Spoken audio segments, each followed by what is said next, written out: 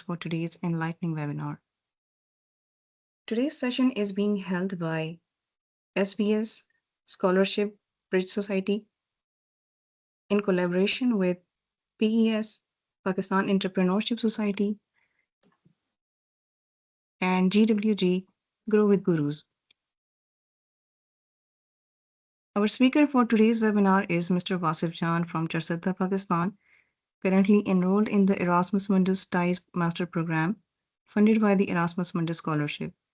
He is also a recipient of several prestigious offers, including the Coast Fellowship MS to PhD track, EIT Inner Energy Scholarship, Finland Government Scholarship Aalto University, and multiple other Erasmus Mundus program offers. He completed his BSc in Mechanical Engineering from the Pakistan Institute of Engineering and Applied Sciences, PIAS. We are honored to have him with us today. Before embarking on this journey of knowledge, a moment for housekeeping. Kindly ensure your cameras are off and microphones are muted to minimize disruptions. In case of any queries, feel free to raise your hand or type your question in the chat box. We'll address them later. Now, without any further delay, let's begin our webinar. Over to you, Mr. Wasif Jan. You may proceed, sir. Assalamu alaikum, everyone. Bismillahirrahmanirrahim. Thank you so much, Jaber Ali, for this comprehensive introduction. And I'm honored and I'm happy today that this is going to be our second webinar, which is related to Erasmus Mundus Scholarship Program. And yesterday we focused mainly on building a strategy to apply for any program that you want to. Today, we will be discussing specifically how you can create a professional CV according to the requirements of the program. Okay, so as this is specifically for the Erasmus Mundus Scholarship Program, so I will be mainly focusing on different aspects of Erasmus and how you can create that CV so that you can stand out among different among other candidates in the pool. Walaikum salam. Okay. Let me just, there is a lot of disruption happening. Sorry. I need to share my screen.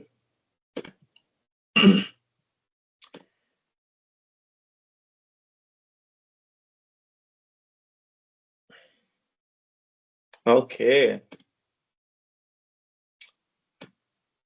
So, and today, again, as yesterday, it will going to be a very interesting session, specifically for people who don't have much idea of how this whole process basically works. And within the context of Erasmus Mundus Scholarship Program, we have been, hearing from a lot of people that it is all about creating a relevancy. So आज हम थोड़ा सा जिक्र ये भी करेंगे कि हम ये relevancy create कैसे करते हैं. ठीक हो गया? जैसे हमने लास्ट टाइम भी जिक्र किया था कि आपकी एक पर्सनल स्टोरी होती है जिसको आपने बिल्डअप करना होता है, and that personal story is based on something that you have achieved in your life and something that you want to be in the future. So just moving a step forward, now we are coming towards some specific applications of what we have done previously. So जैसे हमने कल अपनी profile पे बात की थी, तो आज का जो हमारा सेशन होने वाला है ये हम उसी की कंटिन्यूएशन में कर रहे हैं कि आपके जो कल का जो सेशन आपने अपनी एक पर्सनल असेसमेंट की थी, एक स्ट्रेटजी बिल्डअप करने की कोशिश की थी, तो उसका आगे जाके एप्लीकेशन क्या होने वाला है. तो उसमें से सीवी जो आता है, this is the first step of this whole process.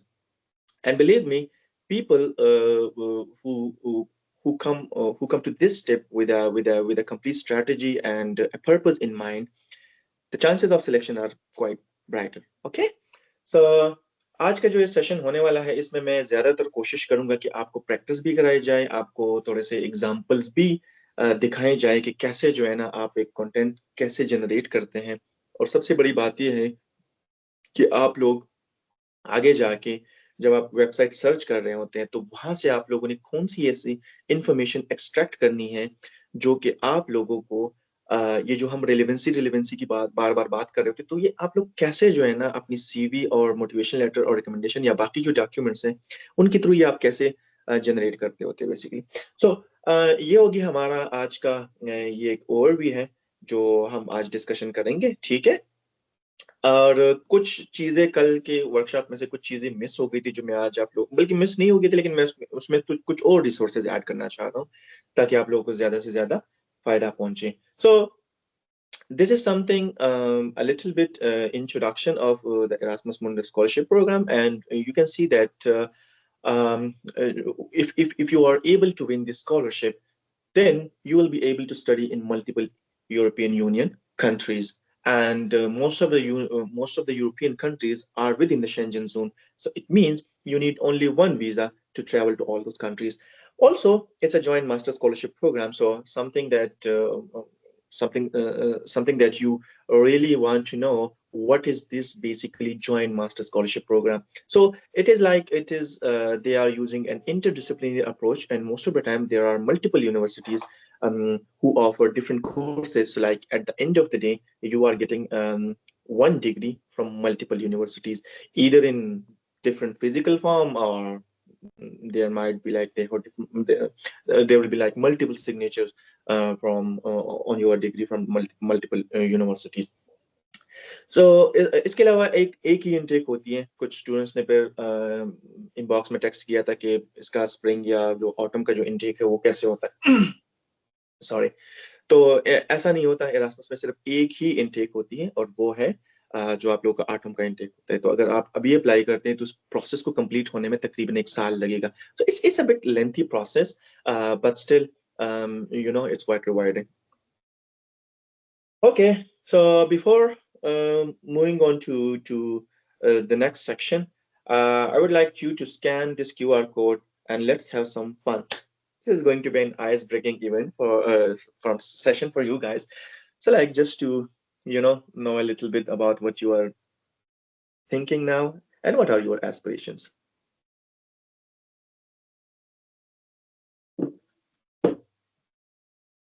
Okay, guys, pick up your phone and just scan this QR code. There will be a question like yesterday, and you need to answer just one thing.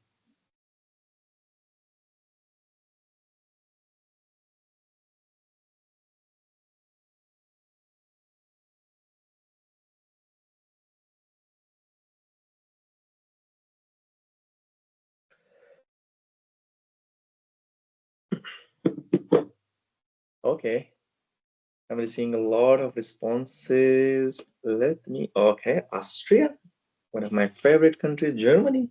Oh my God, so many people are.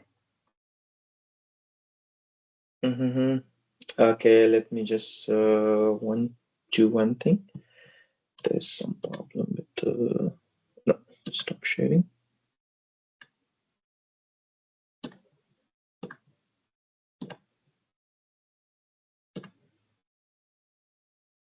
Italy, Canada, Italy, France, Korea. Oh, Korea!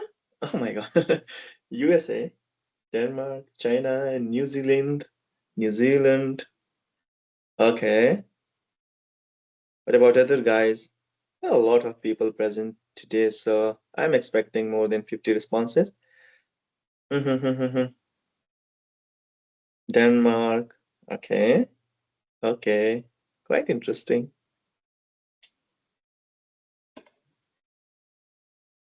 Hmm. Okay, I will show you the code again. Maybe some people haven't scanned it yet. Uh, you can just scan it. It's here.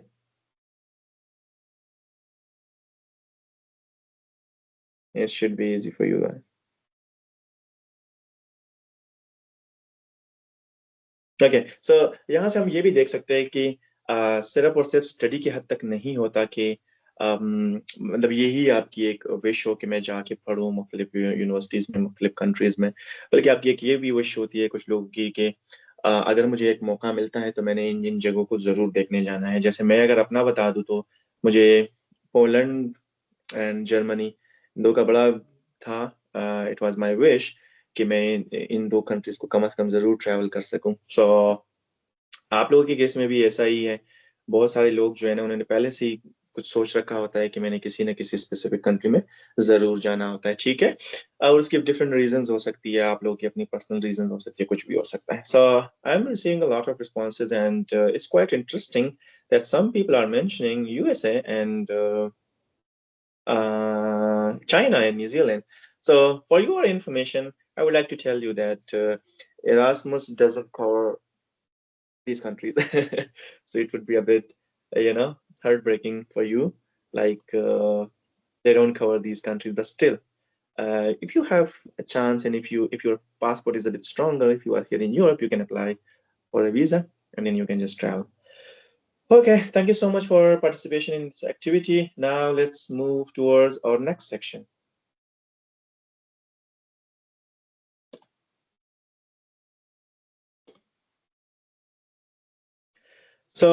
कुछ हमने कल भी discuss किया था कि goals and objectives की हमने बात की थी, लेकिन थोड़ा सा उसमें मैं कुछ इन्फॉर्मेशन ऐड करना चाहूंगा आप लोगों के लिए, ताकि थोड़ी सी आसानी हो डेटा सर्च करने के लिए या रिलेवेंसी क्रिएट करने के लिए। जैसे हमने कल बात की थी कि basically this this whole ecosystem of Erasmus, it revolves around content, it revolves around problem and solution.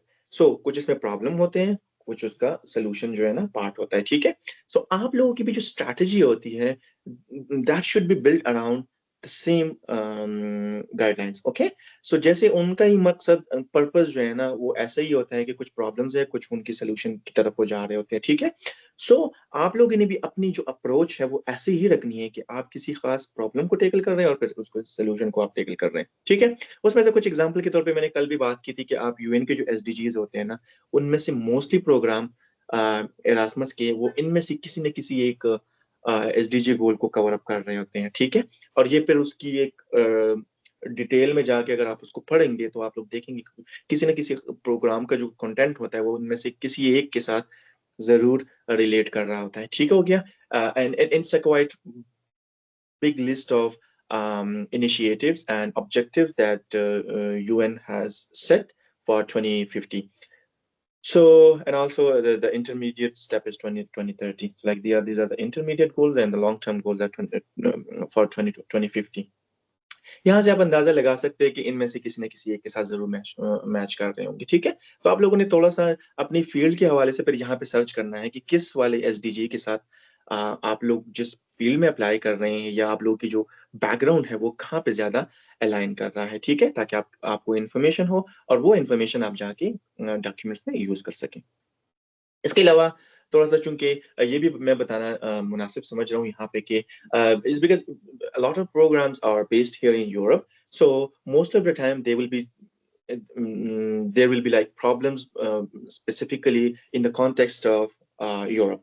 So for example, if you are if you are from a if you are coming from a background related to health, so something उनके जो कुछ programmes होंगे वो अगर health से related होंगे तो वो यूरोप की जो मेन पॉलिसी है हेल्थ के ऊपर, जो कि काफी इमर्जिंग पॉलिसी है, this that is called one health.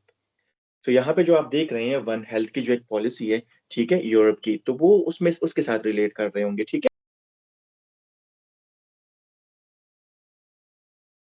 अगर कोई आना चाह रहा है तो उनके लिए जो एक पॉलिसी यहाँ पे एग्जिस्ट करती है इस फील्ड में स्पेसिफिकली, तो वो यहाँ पे ये रीपावर ईयू के नाम से है, ठीक हो गया।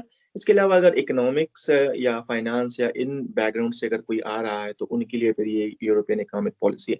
यहाँ पे मैं इसका जिक्र इसलिए कर रहा हूँ कि आप लोगों को इन पॉलिसीज का जरूर पता होना चाहिए, और उसका जो सबसे बड़ा मकसद है वो ये है कि आपको, जैसे कल हमने बात की थी, you should be aware of the regional context of the problem that you are trying to solve.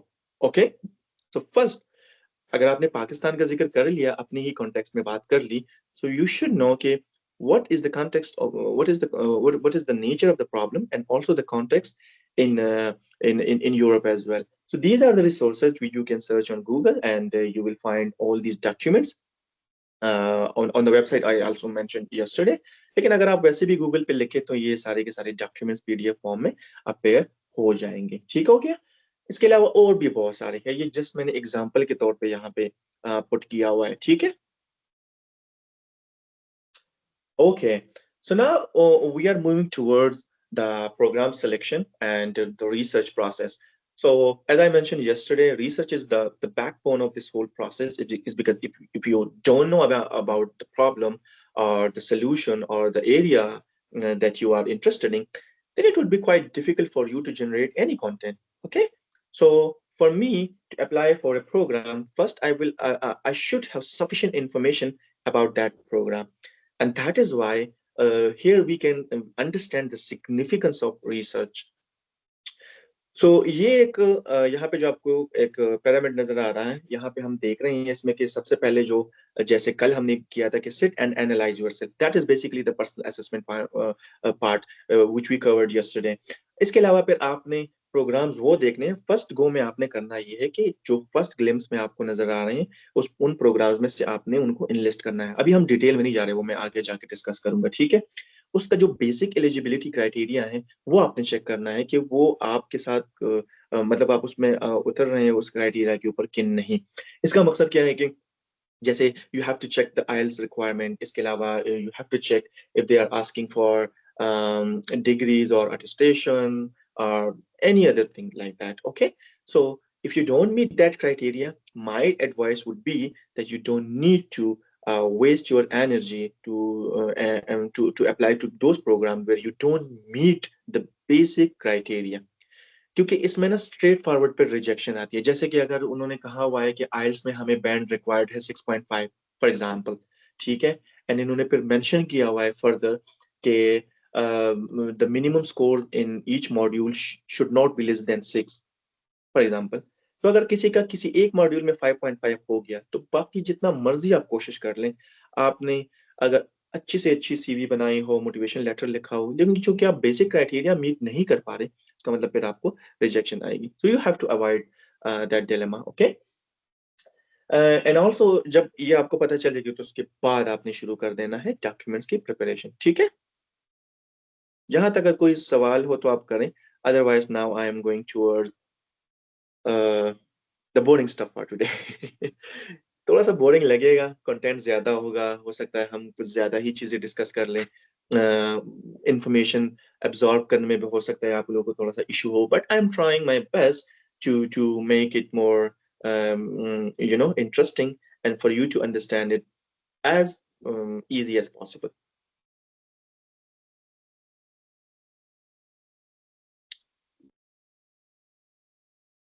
Also for Chinese, okay. आज का हो हमारा होने वाला है सिर्फ और सिर्फ Erasmus के लिए. So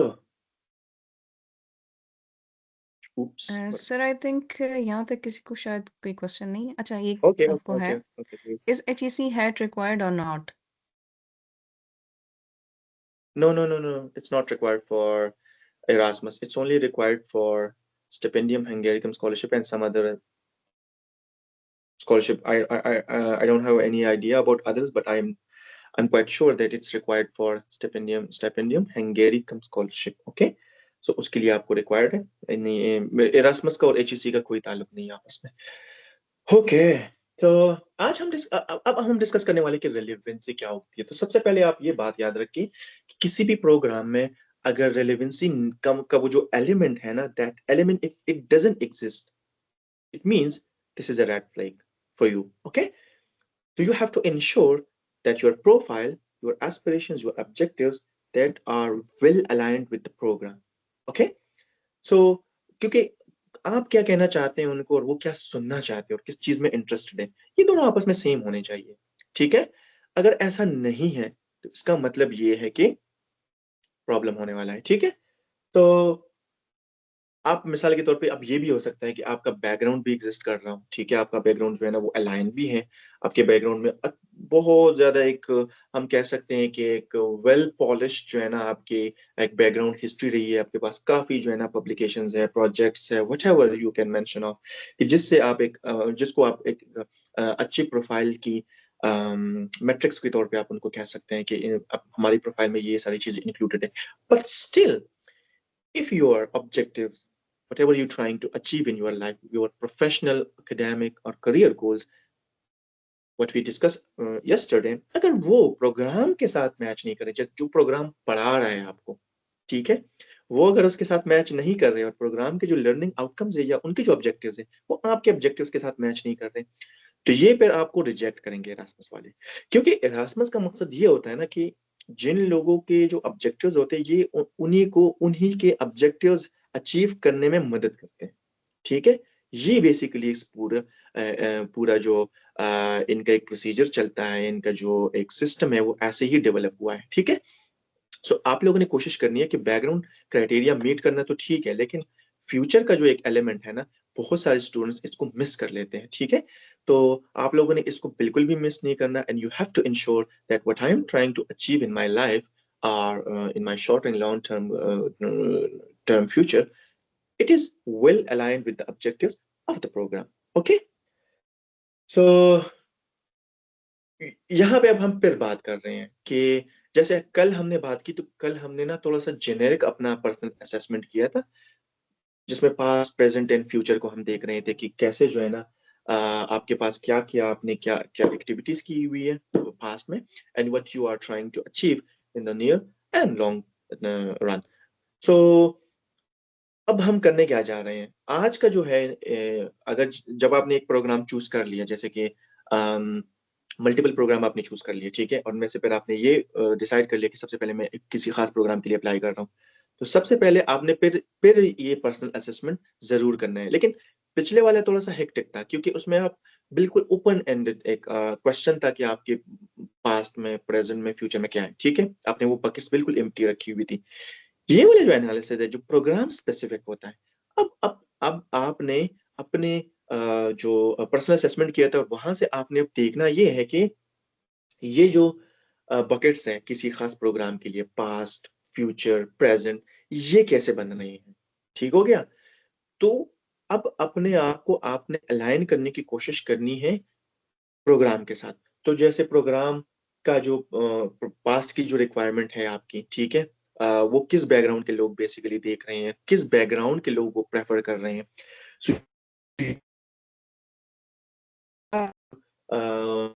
knowledge of your past programme. Okay, आपने इस बकेट में डाल देना, यहाँ पे भी फिर वही सर प्रॉब्लम सोल्यूशन आपकी वाला जो आवाज थोड़ी अप्रोच है वो कट आपने रही यूज है। कर देना है। Okay, I don't know what's I going on, think आपकी तरफ कोई इंटरनेट का इशू है। Let me check. Let me check.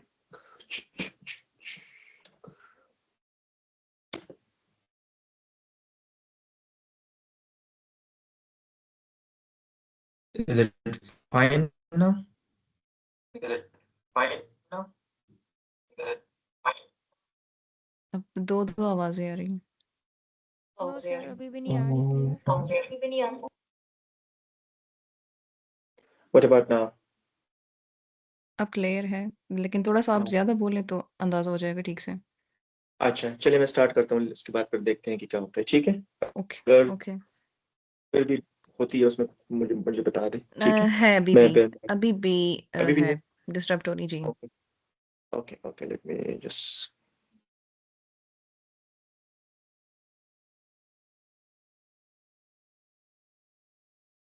अब कैसा है? अब क्लियर है। I hope it should be okay now. I have जी चेंज द कनेक्शन। अब सही है? जी जी सही है। Okay okay. कभी कभार हो जाता है, कोई मसला नहीं।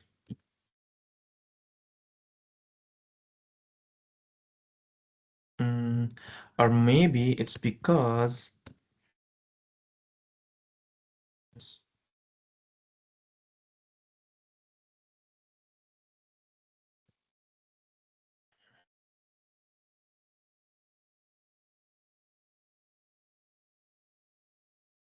okay, how about now? Is it good? Clear. Is it okay? It's clear. Thank you. So अब हम देखते हैं कि हमने फिर इस प्रोग्राम के अकॉर्डिंग, कोई भी आपने अगर प्रोग्राम चूज कर लिया ना, फिर उसके अकॉर्डिंग फिर आपने अपने पास्ट, प्रेजेंट और फ्यूचर के जो एक्टिविटीज है ना वो अलाइन करने की कोशिश करनी होगी। ठीक है, और उसमें भी फिर आप वही प्रॉब्लम सोल्यूशन वाला एक अप्रोच यूज करेंगे कि कौन सा एक ऐसा प्रॉब्लम है जिसको आप सॉल्व करना चाह रहे हैं, ठीक है। जैसे कल हमने जिक्र किया है, वो टेक्नोलॉजिकल हो सकता है, वो सोशल हो सकता है, वो इन्वायरमेंटल हो सकता है, उसकी और डिफरेंट फॉर्म्स हो सकती है, वो कोई साइंटिफिक रिसर्च के हवाले से हो सकती है, ठीक है। तो फिर आप देखिए कि इस प्रोग्राम से रेलेवेंट आपने अभी तक क्या क्या किया हुआ है, जो कि आपकी बेसिकली सीवी का पार्ट जाके बनेगा, ठीक है। ये यहाँ पे जो हमने मेंशन किया हुआ है, ठीक है। इसके अलावा फिर आपने देखना है कि प्रेजेंट में अभी आप करंटली क्या कर रहे हैं, वो जो आपने एक गोल सेट किया हुआ है उसको अचीव करने के लिए अभी तक या अभी इस करंट स्टेट में आप कौन कौन सी एक्टिविटीज कर रहे हैं, ठीक हो गया। और फ्यूचर में आपका जाके प्लान क्या है, what's your plan for the future in order to contribute to the solution of that programme problem, okay. और फिर आपने ये भी बताना है कि अच्छा ये जो प्रोग्राम मैं चूज कर रहा हूँ, ठीक है, so how this programme will help me achieve my goals. और गोल्स वही है जो आपने सेट किए हुए हैं। सो ये एक लूप में चीजें चलती हैं, ठीक है। इस लूप से आपने बाहर नहीं निकलना। आपका जो प्रोग्राम का आपका जो गोल है जिंदगी का, वो जो प्रॉब्लम है जिसको आप सोल्व करना चाह रहे हैं, उसको सोल्व करने के लिए अभी तक आपने क्या क्या किया है जिंदगी में, ठीक है। ये जब क्लियर हो जाए फिर आपने ये देखना है कि अच्छा आज के दौर में मैं क्या कर रहा हूँ, अभी करंटली मैं क्या कर रहा हूँ, ठीक है। इसके बाद फिर आपने फ्यूचर को देखना है। और फिर आपने देखना ये है कि अच्छा यहाँ पे जो जो स्ट्रगल्स वगैरह मैंने फेस किए हैं, जहाँ जहाँ डिस्क्रिपेंसीज आ रही हैं, जहाँ पे मुझे प्रॉब्लम्स आ रहे हैं, जहाँ पे मैं स्ट्रगल कर रहा हूँ, so how this programme will fill the gap, okay. जो आपको वहाँ पे कुछ गैप फील हो रहा है तो आपने प्रोग्राम से उसको फिल कर लेना है। यहाँ से आपके जब ये पूरा का पूरा एक थॉट प्रोसेस है और ये ब्रेनस्टॉर्मिंग आपकी जब कंप्लीट हो जाए, तो नेक्स्ट है आपने रेलेवेंसी की तरफ जाना है। और रेलेवेंसी क्रिएट करने के लिए सबसे पहले आपने करना क्या है कि एक कीवर्ड बैंक बनाना है, ठीक है। अब ये एक ऐसा स्टेप है जो कि मोस्टली स्टूडेंट्स ना ये मतलब इग्नोर करते हैं, ठीक है। और इसकी वजह ये है कि ये थोड़ा सा हेक्टिक भी है, ये थोड़ा सा डिफिकल्ट भी है, और थोड़ा सा इसमें ज़्यादा पढ़ना पड़ता है। हम ये समझते होते हैं कि अगर हमने डिग्री कर ली तो हमारी पढ़ाई ख़त्म हो गई, अब बस मुझे एक एडमिशन चाहिए नेक्स्ट प्रोग्राम में, ठीक है, मास्टर में, और फिर मैंने जाके मास्टर में मजीद पढ़ना होगा। तो ये जो बीच का जो ट्रांजिशन पीरियड है ना, इसमें आपने इससे ज़्यादा पढ़ना होगा, ठीक है। सो पढ़ाई इस पूरे प्रोसेस में बहुत इंपॉर्टेंट है। It's not always about writing the content, it's always about generation of content, ठीक हो गया। सो जनरेशन जो है ना, उसके लिए फिर आपको अपनी यूज करनी पड़ेगी अपनी इंटेलेक्चुअल जो आपकी इंटेलेक्चुअल पावर है, आपकी अपनी रिसर्च पावर को यूज करना है, ठीक है। और तब जाके आप क्रिएट कर पाएंगे ये रेलेवेंसी। तो आप लोग खुद भी इसको सर्च कर सकते हैं, ठीक है। आप इसको क्यूआर कोड के ऊपर क्लिक करें, मैं आप लोगों को ना वेबसाइट के ऊपर लेके जाता हूँ, ठीक है। वहां पे हम थोड़ा सा देखते हैं कि अच्छा ये कीवर्ड्स जो है ना हम कैसे कहाँ से निकालते होते हैं, ठीक है। यहाँ पे मैंने थोड़ा सा मेंशन किया हुआ है कि जब भी आप प्रोग्राम को सर्च कर रहे होते हैं और प्रोग्राम की वेबसाइट को देख रहे होते हैं, तो आप लोग इस बात का ख्याल रखिए कि जहां से भी उस प्रोग्राम के बारे में इंफॉर्मेशन मिले वो आप अपने लिए एक वर्ड बना दे, या कोई गूगल डॉक कोई डॉक्यूमेंट बना ले, कोई एक्सेल शीट बना ले, उसमें वो सारी की सारी इंफॉर्मेशन आप लोग लिख ले, ताकि जब आप सीवी बना रहे हो ना तो उस वक्त आपको कीवर्ड्स ना ढूंढने पड़े, ठीक हो गया। सो ये जो स्टेप है ये बहुत ज्यादा इंपॉर्टेंट है, ठीक हो गया। अब हम करेंगे क्या, अब हम जाएंगे एक वेबसाइट के ऊपर। मैंने एक रैंडमली एक यहाँ पे एक पिक किया हुआ है, एक एक प्रोग्राम, ठीक है, मेस्पॉम उसका नाम है। उसमें हम देखेंगे कि अच्छा वहाँ से कीवर्ड्स कैसे एक्सट्रैक्ट करने हैं। और और इसके अलावा एक और चीज़ आप लोगों ने देखनी होगी प्रोग्राम में, कि प्रोग्राम की डायमेंशनैलिटी क्या है, उनके डायमेंशंस डिफरेंट क्या बन रहे हैं, ठीक है। तो इसका क्या मतलब है, क्योंकि ये इंटरडिसिप्लिनरी प्रोग्राम्स है, ये ट्रांस डिसिप्लिनरी प्रोग्राम्स है, कि जिसमें मल्टीपल बैकग्राउंड्स के और मुख्तलिफ एस्पेक्ट से ना ये प्रोग्राम कवर कर रहा होता है किसी खास इशू को। तो ये आप लोगों ने ना उस प्रोग्राम में देखना होगा। इसकी इसकी वजह ये है कि जितना हमें ज्यादा प्रोग्राम के बारे में पता चलेगा, इतना ही हम अच्छे तरीके से अपने आप को अलाइन कर पाएंगे, ठीक हो गया। So let's move toward the, you can scan it please. और ये आप लोग स्कैन करें और उसको खोलें और मेरे साथ साथ जो है ना इस एक्टिविटी में पार्टिसिपेट करें, ठीक है। चलिए देखते हैं कि हम क्या इसमें से एक्सट्रैक्ट कर सकते हैं। जब आप उसको सर्च करेंगे तो आप यहाँ पे आ जाएंगे, ठीक है। ये एक प्रोग्राम है, और ये this is masters in environmental sciences policy and management के हवाले से है। अब देखिए कुछ कुछ जगहों पे ना ये बहुत स्ट्रेट फॉरवर्ड होता है कि ये किन किन डायमेंशंस को टेकल कर रहा है, ठीक है। जैसे आप इसके टाइटल में देख सकते हैं, it's about it's about environmental sciences policy and management. Okay, so there are I would say there are 3 dimensions to this program. ये आप लोगों ने नोट कर लेना है, ठीक है, कि यहाँ पे इन्वायरमेंट का जिक्र तो हो रहा है, लेकिन इन्वायरमेंट का जिक्र एक तो साइंस के पर्सपेक्टिव से हो रहा है, ठीक है, दूसरा पॉलिसी का, तीसरा मैनेजमेंट का। तो ये उसकी डायमेंशंस हो गई। इसके अलावा फिर आपने इस पूरी की पूरी वेबसाइट को ना पढ़ना है, and I would highly recommend you कि you should go one by one through all these tabs, ठीक है, एक एक टैब को खोल के एक एक जो टेक्स्ट यहाँ पे जो भी लिखा हुआ है ना, ये एक बहुत बड़ा सोर्स ऑफ इंफॉर्मेशन है, ठीक है। इस पे आप लोगों ने थोड़ा सा टाइम लगाना है और इसको पढ़ना है, अच्छे तरीके से पढ़ना है, इसको एनालाइज करना है, ठीक हो गया। सिर्फ यहाँ पे वेबसाइट पे आके सिर्फ आप लोगों ने डेडलाइन नहीं देखना कि अप्लाई कैसे करना है, नहीं, इसको पूरा पढ़ना है और ये किस बारे में है, ये सारी की सारी इंफॉर्मेशन आप लोगों ने यहाँ से कलेक्ट करनी है, ठीक हो गया। सो personally, I first go to the about section is because it will tell me more about this program. Okay, so let's just click on consortium partners, and if you start searching over here, now it's about of no it's no this is related to collecting more and more keywords. So we can say, okay, it's boring stuff, but it is necessary. For example, मैं अगर यहाँ से read कर, ये मैं इसलिए मैंने पहले से इसको तैयार करके नहीं रखा ताकि मैं आपको लोग को दिखा सकूं कि ये जो प्रोसेस है ना, ये थोड़ा कम्प्लेक्स है, ठीक है। इसकी कम्प्लेक्सिटी दिखाने के लिए मैंने पहले से कीवर्ड्स को हाईलाइट नहीं किया, ना मेंशन किया हुआ है, तो थोड़ा सा मेरे साथ आप लोग पढ़े इसको, ठीक है, मैं खुद भी पढ़ रहा हूँ, आप लोग भी पढ़े। जैसे अगर मैं यहाँ पे पढ़ूँ इसको, यहाँ से मैं देख रहा हूँ कि अच्छा ये क्या है, European leading research and advance, अच्छा रिसर्च का इसमें एलिमेंट है। इसका मतलब ये है कि एक कीवर्ड हमें यहाँ पे मिल गया, ठीक है, जो कि रिसर्च को टेकल कर रहा है। इसका मतलब ये है कि इसमें पॉलिसी की डेवलपमेंट से ज्यादा रिसर्च का भी बड़ा रोल है, ठीक हो गया। तो जिन लोगों का रिसर्च एक्सपीरियंस नहीं है वो इसका मतलब ये नहीं है कि मतलब आप आपके पास अगर रिसर्च एक्सपीरियंस नहीं है तो आप उसमें सेलेक्ट नहीं होंगे, लेकिन अगर आपके पास रिसर्च एक्सपीरियंस है तो उसका पूरा का पूरा इस्तेमाल करें। इसका दूसरा यहाँ पे हमें एक और मिल गया, education on environmental education on preventive environmental strategies. Okay, so it's like a preventive actions, it means यहाँ पे हमें एक और मिल गया, ठीक है। थोड़ा सा आप उसमें आगे जाएंगे तो यहाँ पे environmental management, ये तो पहले से हमने जिक्र कर दिया, एक और कीवर्ड हमें मिल गया। आ जाए थोड़ा सा आगे जाते हैं तो यहाँ पे हमें मिलता है ecological modernization. Now this is something that will be unique for people, even if you have already gone through with this website, और आप लोगों ने ये नोट नहीं किया था कि इसका क्या मतलब है, तो बिलीव मी आपने बहुत कुछ मिस किया है, ठीक हो गया। सो फिर ये आप लोगों ने यहाँ से एक एक करके ना ये सारे के सारे कीवर्ड्स किसी एक जगह पे आप लोगों ने लिख लेने हैं, ठीक है। जैसे आप लोग यहाँ गए इकोनॉमिक कॉम्पिटिटिवनेस, ये एक और आ गया कीवर्ड, ठीक है, एक टर्म आ गया। अब इसका क्या मतलब है, इसको कैसे यूज करना है, बात की बात है।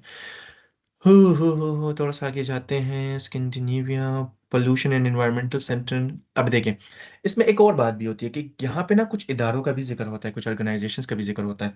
इसका मतलब ये है कि इस प्रोग्राम का उस इदारे के साथ खास ताल्लुक है, खास रिलेशन है, तो उसको हम कहते हैं कंजोर्शियम पार्टनर कैसे है, ठीक है।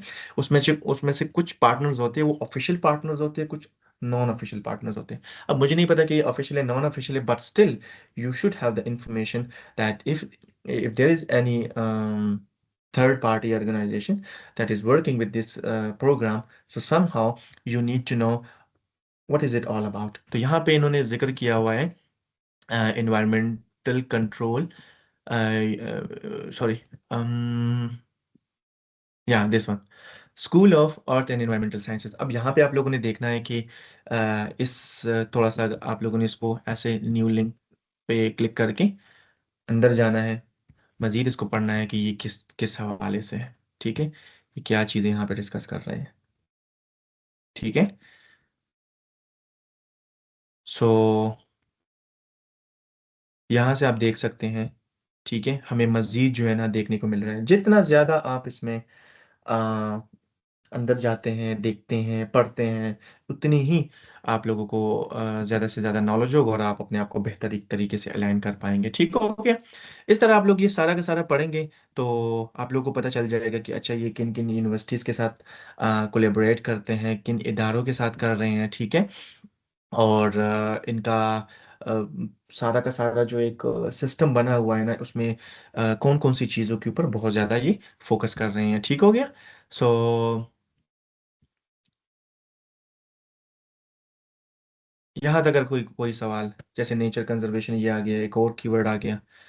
इसके अलावा ecosystems and resource management evaluation, valuation sorry, ये एक और आ गया यहाँ पे। ठीक है? स्पेशल प्लानिंग आ गया, इंटीग्रेटेड स्पेशल प्लानिंग। मेरा क्वेश्चन है, आप लोग फॉलो। और मेरी एक मिनट, आवाज़ आ एक रही है? Minute. Yes yes yes please. अच्छा, मेरा क्वेश्चन ये है कि हमें कैसे पता चलेगा कि ये ही कीवर्ड्स हैं? हाउ डू यू डिफरेंशिएट हाँ, बिटवीन? जी। यस यस यस, इस पॉइंट के ऊपर ना, इस पॉइंट के ऊपर आप लोगों ने जितना मर्जी आप लोगों को देखें, अब सबको पता है कि मेरे सामने अगर इस वर्ड का जिक्र आ गया ना, अब मैं समझ रहा हूँ कि ये कोई खास चीज है, ये कोई नॉर्मल इंग्लिश का लफ्ज नहीं है, ये एक टेक्निकल चीज है। ठीक है? तो मुझे नहीं पता कि ये क्या है, मिसाल के तौर पे। ठीक है? अब मैं उसको पहले पहली गो में तो आपने इसको नोट कर लेना है, लेकिन फिर जब आप इनमें से कुछ टर्म्स को अगर आप नहीं समझ पा रहे हैं कि इनका मकसद क्या है, तो आपने उसको जरूर समझ लेना है कि इसका क्या मकसद है। ठीक है? जब आपको उसका मतलब पता चलेगा, उसको उसकी जो मीनिंग है या वो किस रेफरेंस में यूज हो रही है, ठीक है, जब आपको उसका पता चलेगा तो फिर आप उसकी एप्लीकेशन को भी समझ पाएंगे। ठीक है? सो ये जो वेबसाइट के ऊपर जो कंटेंट होता है ना, ये इन्होंने यूं समझ ले कि ये हाईली स्पेशलाइज्ड होता है, एक तो। दूसरा ये कि ये बार बार जो है ना, सोच विचार के बाद इन्होंने फाइनलाइज किया होता है कि हमारे वेबसाइट के ऊपर ये चीज़ें मेंशन होगी। क्योंकि होता असल में इस तरह है ना कि ये जो इंफॉर्मेशन की जो पूरी की पूरी एक साइंस है, ये यूरोप में ना काफ़ी इसके ऊपर रेगुलेशंस हैं। ठीक है? तो जो ये चीज़ यहाँ पे मेंशन करते हैं ना, वो बिल्कुल सोच समझ के साथ मेंशन करते हैं। ठीक है? तो आप लोग को ज़रूर इसके बारे में पता होना चाहिए कि ये क्या मेंशन किया हुआ है। अब ज़रूरी नहीं है कि इसमें बहुत सारी चीज़ें आपको आप लोग के हो सकता है आप लोग के काम की ही ना हो। ठीक है? लेकिन हो सकता है कि आप लोग को पता ना हो कि वो किस काम में यूज़ हो रहा है। ठीक है? अगर आपको पता चल गया कि नहीं यार, मेरे किसी भी प्रोफाइल में या कहीं पे भी फ्यूचर में जाके जो मैं प्लानिंग कर रहा था, कहीं पे भी इस टर्म का या इसका कोई मकसद नहीं है, अच्छा, आप इनको इग्नोर कर सकते हैं। लेकिन अगर आपको बिल्कुल पता ही नहीं है इसकी मीनिंग का, so this is something you have to carefully consider. Okay? Clear है ये? जी। Is it clear? हाँ हाँ। जी, जी, मुझे क्लियर हो इस गया। तरह आप, हाँ, इस तरह आप बहुत, और भी हर प्रोग्राम में ना इस तरह होता है। ठीक है? दूसरी बात ये है कि जैसे मिसाल के तौर पे मैं अगर आप लोगों को एक एग्जांपल दे दूं, थोड़ा सा लंबा हो रहा है लेकिन फिर भी चले मैं आप लोगों को। अब ये इकोलॉजिकल मॉडर्नाइजेशन है। ठीक है? अब मुझे इससे थोड़ी सी ऐसी फीलिंग आ रही है कि ये ना सिस्टम की ट्रांसफॉर्मेशन की बात हो रही है, कि जो इकोलॉजिकल सिस्टम अभी एग्जिस्ट कर रहा है, इसको हम मॉडर्न वे में कैसे ट्रांसफॉर्म करें। ठीक है? तो बजाय ये कि आप इंग्लिश में ऐसा लिख लें कि I want to work for the transformation of ecological system, इससे अच्छा ये होगा कि आप ये वाली टर्मिनोलॉजी यूज कर लें। अगर कोई यहाँ पे इन्वायरमेंटल साइंसेज वाला या कोई इकोलॉजी वाला कोई बंदा मौजूद है तो आई एम सॉरी, मुझे नहीं पता इसका क्या मतलब, ये मैं जस्ट फॉर एग्जांपल आप लोगों को समझाने की कोशिश कर रहा हूँ कि इन ये अल्फाज से ऐसा लग रहा है। ठीक है? तो बजाय ये कि आप अपनी अल्फाज में उसको यूज करें कहीं पे अपने डॉक्यूमेंट्स में, आप इनकी टर्मिनोलॉजीज यूज करें, इनके वर्ड्स में बात करें, ये ज्यादा इम्पैक्टफुल होगा। क्लियर है ये बात? ठीक है? मैं जो आप लोगों को बताने की कोशिश कर रहा हूँ वो ये है कि अगर आप किसी मैसेज को कम्युनिकेट कर रहे हैं, तो आप लोग उनके अल्फाज यूज करें। बेशक आपको आपके बारे में आप किस इंग्लिश की कोई और लफ्ज यूज कर सकते हैं इसको, इस बात को करने के लिए, लेकिन इम्पैक्टफुल वे ये है कि आप उन्हीं के अल्फाज में उनसे बात करें। ठीक हो गया?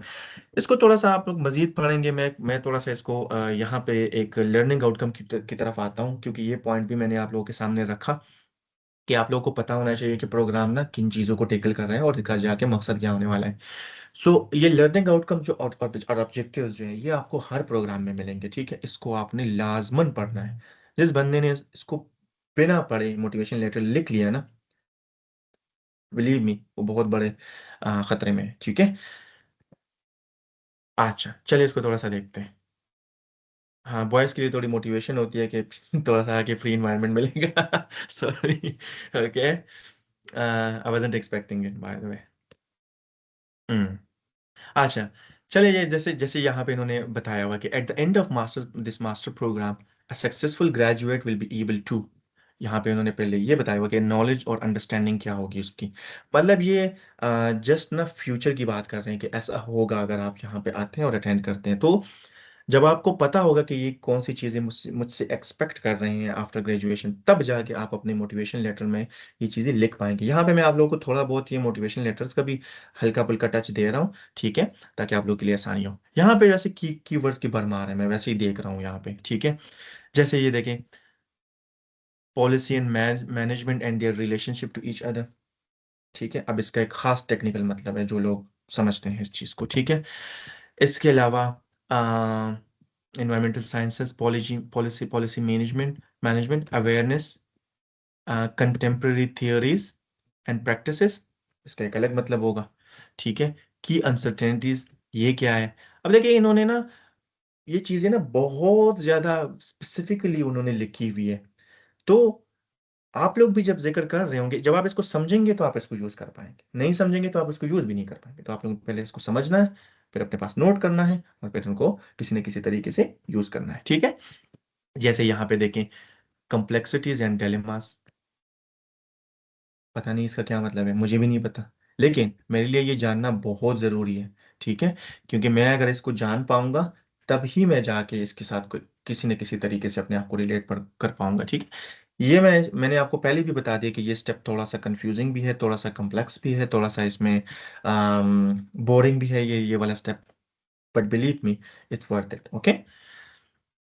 थोड़ा सा आप लोग आगे जाके देखते हैं कि थोड़ा सा इन्होंने काफ़ी एक बहुत बड़ा इन्होंने एक लिखा हुआ है कि ये रिसर्च जो है ना इसके ऊपर बहुत ज़्यादा फोकस करते हैं। तो इसका मतलब ये है कि फ्यूचर में आप लोग इनको अगर बताएं कि मुझे रिसर्च की तरफ जाने का शौक है, या पीएचडी करनी है, या इस फील्ड में जाकर मजीद रिसर्च करना है, तो ये काफ़ी इफेक्टिव होगा अगर आप इसको इस तरीके से अगर आप इसको लेके चलते हैं आगे, ठीक है। और इसका एक और मतलब ये भी हो सकता है कि यहाँ पे आप लोग थोड़ा सा अपना जो बैकग्राउंड में अगर आपका रिसर्च एक्सपीरियंस है ना, तो उसको ज़्यादा हाईलाइट करें। यहाँ से आपको ना थोड़ा सा एक और भी एक आइडिया हो रहा है कि इन जो आपकी प्रोफाइल में जो चीज़ें होती है ना, वो अगर उनमें से बहुत ज़्यादा कीवर्ड्स के साथ मैच कर रही हैं, तो उनको आप ज़्यादा लेवरेज दें अपनी सीवी में। जिनके साथ कम हो रही है, को थोड़ा सा कम दें। तो ये एक सॉर्ट ऑफ एक बैलेंस आप लोगों ने रखना है कि जिन चीज़ों को वो ज़्यादा प्रेफर कर रहे हैं, वहाँ पे आप लोग ज़्यादा से ज़्यादा कीवर्ड्स यूज़ करें, उनकी लैंग्वेज में बात करें, अपनी ही प्रोफाइल में आप लोग की जो एक्टिविटीज़ थी ना, वो उनको ज़्यादा से ज़्यादा वहाँ पे अच्छे तरीके से उसको बयान करें, उसको हाईलाइट करें। और जो हो रहा है कि उनके किसी न किसी तरीके से रिलेशन नहीं बना, तो आप उनको सेकेंडरी इंपॉर्टेंस के तौर पे आप उसको सेकेंडरी इंपॉर्टेंस दे सकते हैं, ठीक है। इसके अलावा यहाँ पे आप लोग मज़ीद अगर देखते हैं तो ये देखिए, multi disciplinary, multi cultural groups solve problems, बताया नहीं था मैंने आप लोगों को, ये प्रॉब्लम सोल्यूशन की बात हो रही है, ठीक है। तो ये इनको कौन लोग चाहिए, स्किल्स में इनके पास क्या होना चाहिए, आखिर में जाके ये जो स्किल्स इन ये लोग गेन करेंगे, तो ये करेंगे क्या, ये लोग ये वाला काम करेंगे आगे जाके, प्रॉब्लम सॉल्व करेंगे, एनवायरमेंटल प्रॉब्लम सॉल्व करेंगे, ठीक हो गया। तो अभी से अगर आपका ये एप्टीट्यूड है कि मैंने पहले भी प्रॉब्लम सॉल्व की है, मैं अभी भी कोशिश कर रहा हूँ, मैंने आगे भी जाके करने, this is a green flag, okay. वो इसको हिट कर उनको पता चल जाएगा कि यस, जो हम चाह रहे हैं, जो हम डिलीवर करना चाह रहे हैं कैंडिडेट्स को या स्टूडेंट्स को, वो ये बंदा पिक कर सकता है, क्योंकि इसका जो एप्टीट्यूड है वो है ही इस डायरेक्शन में, ओके हो गया। सो थोड़ा सा टाइम की कमी की वजह से मैं इसमें मजीद भी अंदर जा सकता हूँ डाइव करके कि ना, कि इसमें से कौन कौन सी चीज़ें हम एक्सट्रैक्ट कर सकते हैं। कहने का मकसद ये है कि आप लोगों ने आराम से बैठ के एक एक चीज को समझना है इस वेबसाइट के ऊपर, ठीक हो गया। ये स्टेप आप लोगों ने लाजमन करना है, ठीक है। मैं इसके ऊपर इतना स्ट्रेस इसलिए दे रहा हूं क्योंकि अगर यहाँ पे आप लोगों का प्रॉब्लम है ना, यहाँ पे अगर प्रॉब्लम हो गया कि आप लोगों को प्रोग्राम के आउटकम्स की ही समझ नहीं आ रही, प्रोग्राम के ऑब्जेक्टिव्स की ही समझ नहीं आ रही, प्रोग्राम किन चीज़ों को हाईलाइट कर रहा है, किन चीज़ों को टैकल कर रहा है, किन प्रॉब्लम्स को सॉल्व करने की कोशिश कर रहा है, उसकी अगर आपको अच्छे तरीके से समझ नहीं आएगी, तो फिर आप अपने डॉक्यूमेंट्स को, अपनी स्ट्रैटेजी जो होगी, अपनी स्टोरी होगी, वो कैसे जो है ना इफेक्टिव तरीके से आप लोग इनको बयान कर सकेंगे। तो आई होप आप लोगों को थोड़ा सा आइडिया हो गया होगा कि ये मैं कहना क्या चाह रहा हूँ। ठीक है, सो एक आप लोगों ने देखना है कि प्रोग्राम के मल्टीपल डायमेंशंस क्या हो सकते हैं। यहाँ पे भी इन्होंने डायमेंशन जिक्र किए हुए हैं मजीद, और भी डिफरेंट फॉर्म्स में, जैसे इनका रिसर्च का भी एक डायमेंशन बन सकता है। ठीक हो गया। इसके अलावा पॉलिसीज का, कंटेम्प्रेरी थेरेटिकल साइंसेस का भी इनका एक बन रहा है। ठीक है, और साथ ही साथ ये है कि, लेकिन मेनली जो बड़े बड़े डायमेंशन है ना, वो पॉलिसी और इसके। अच्छा, इसका सिग्निफिकेंस अब क्या है? चलिए अब चलते हैं दोबारा अपने प्रेजेंटेशन की तरफ। यहाँ तक अगर कोई सवाल है तो पूछ लें। समझ तो आ गई है ना? जस्ट मुझे बस एक इंडिकेशन दे दे कि हाँ आ गई है समझ। थोड़ा बहुत हम समझ चुके हैं। जब आप लोग खुद करेंगे इसको ना, आप लोगों को आइडिया हो जाएगा कि मैं क्या बताने की कोशिश कर रहा था, या मैं क्या। आप लोग जब करेंगे तो पता चलेगा। ऐसा हो सकता है कि आपको ना पता चले इसी वक्त। जी रहो, please unmute yourself and ask whatever you want to.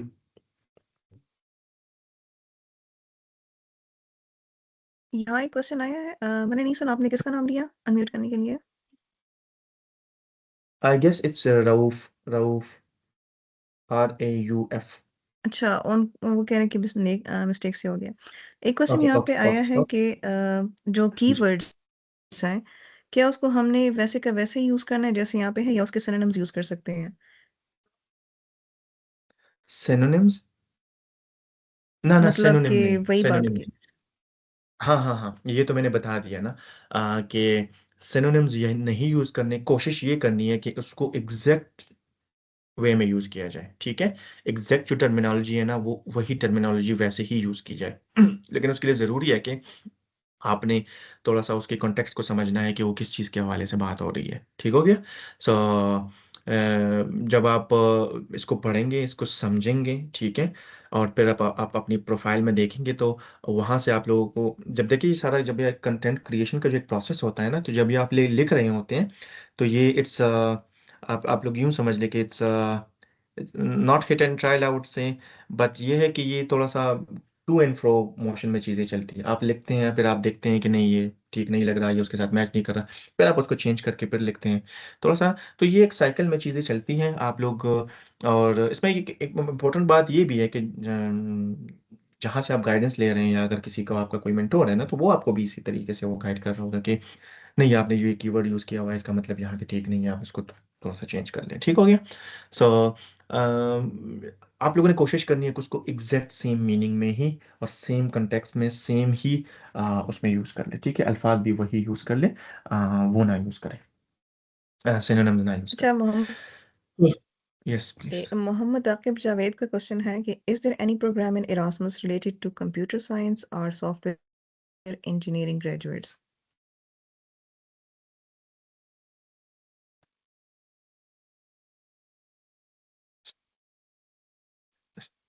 क्या बोलूं? अच्छा, ये अगर तो शायद इनको मतलब ये चले चले, खैर हो जाता है। इरास्मस में एक तो आपको हर प्रोग्राम मिलेगा, दूसरी बात यह है कि इरास्मस तो कंप्यूटर साइंस और सॉफ्टवेयर से भरा पड़ा है। आपने मतलब कैटलॉग से गो थ्रू नहीं हुए अभी तक, मतलब एक दफा भी आपने उसको खोल के नहीं देखा? सॉफ्टवेयर इंजीनियरिंग और ये डेटा साइंस और ये कंप्यूटर साइंस, कंप्यूटर इंजीनियरिंग, इससे तो भरा पड़ा है, लिस्ट ही भरी पड़ी है उसमें से। ठीक है, तो बहुत सारे हैं। मैं आपको ऐसे अगर एक बताऊंगा तो ये बहुत स्पेसिफिक हो जाएगा। आप काइंडली उसको एक लुक दे दे, थोड़ा सा उसको पढ़े, उस लिस्ट को देखें। मैथ डिस्क के नाम से है, इंटरमैथ के नाम से है, ठीक है, डेटा साइंस का एक है, सिमुलेशन के हवाले से है, आईमेस्ट के नाम से एक है, बहुत सारे हैं। थोड़ा सा आप इसको सर्च करें प्लीज। ऐसा जो है ना, इस तरह का, जैसे आपको अभी, चलिए मैं ये नहीं कहूँगा कि अभी भी काफ़ी टाइम है, आप उसको सर्च करें, थोड़ा सा रीड करें, उस कैटलॉग से गो थ्रू हो जाए, आपको बहुत सारे मिल जाएंगे। कम से कम आपको 15+ प्रोग्राम्स मिलेंगे, 15+ बहुत ज़्यादा होते हैं। ठीक है, तो आप थोड़ा सा इसको सर्च कर ले please. Is there any question और? सरदार आफाक का क्वेश्चन है, वो कहते हैं कि minute I'm reading it. I'm reading it. Okay.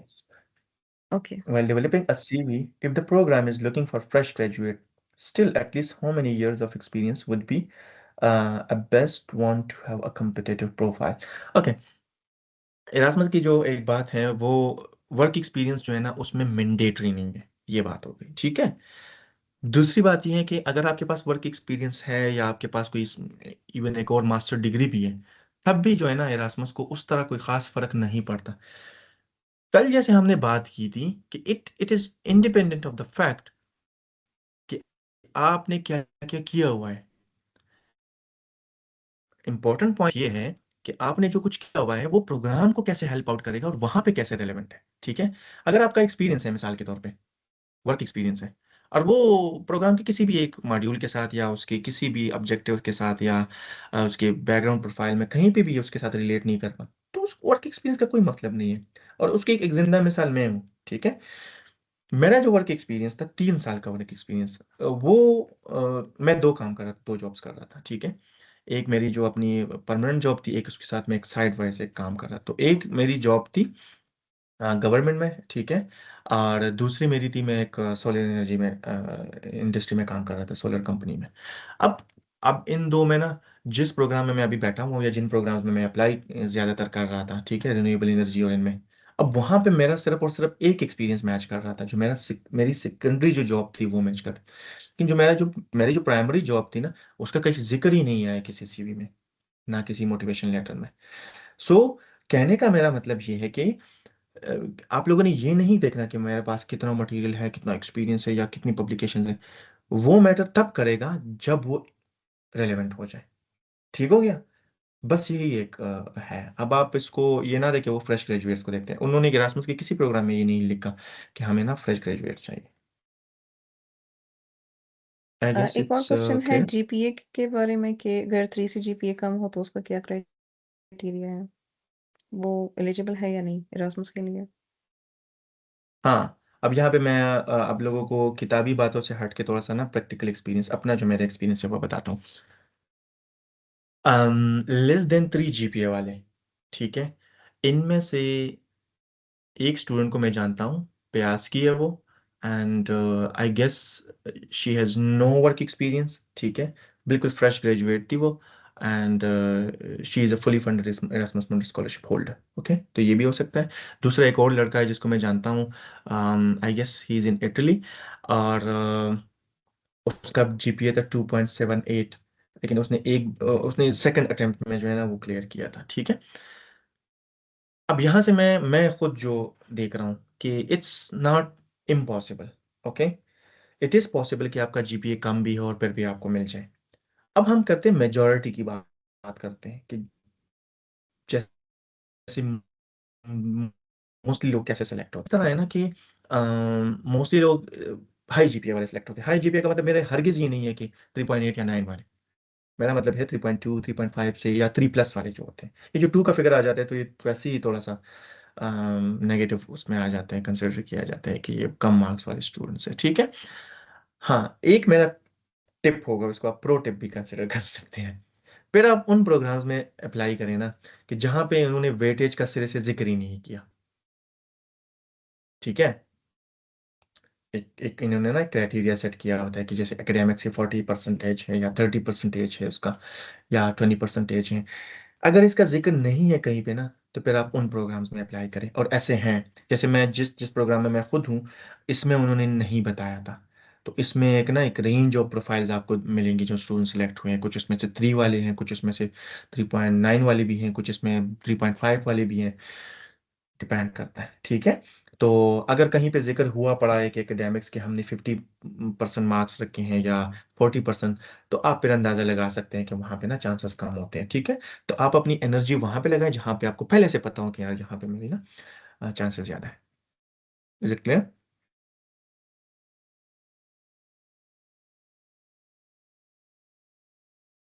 Okay, वो हम कर लेंगे बाकी चीज़ें जो हैं, electrical mechanical engineering, but my 5 year education is in forestry and environmental.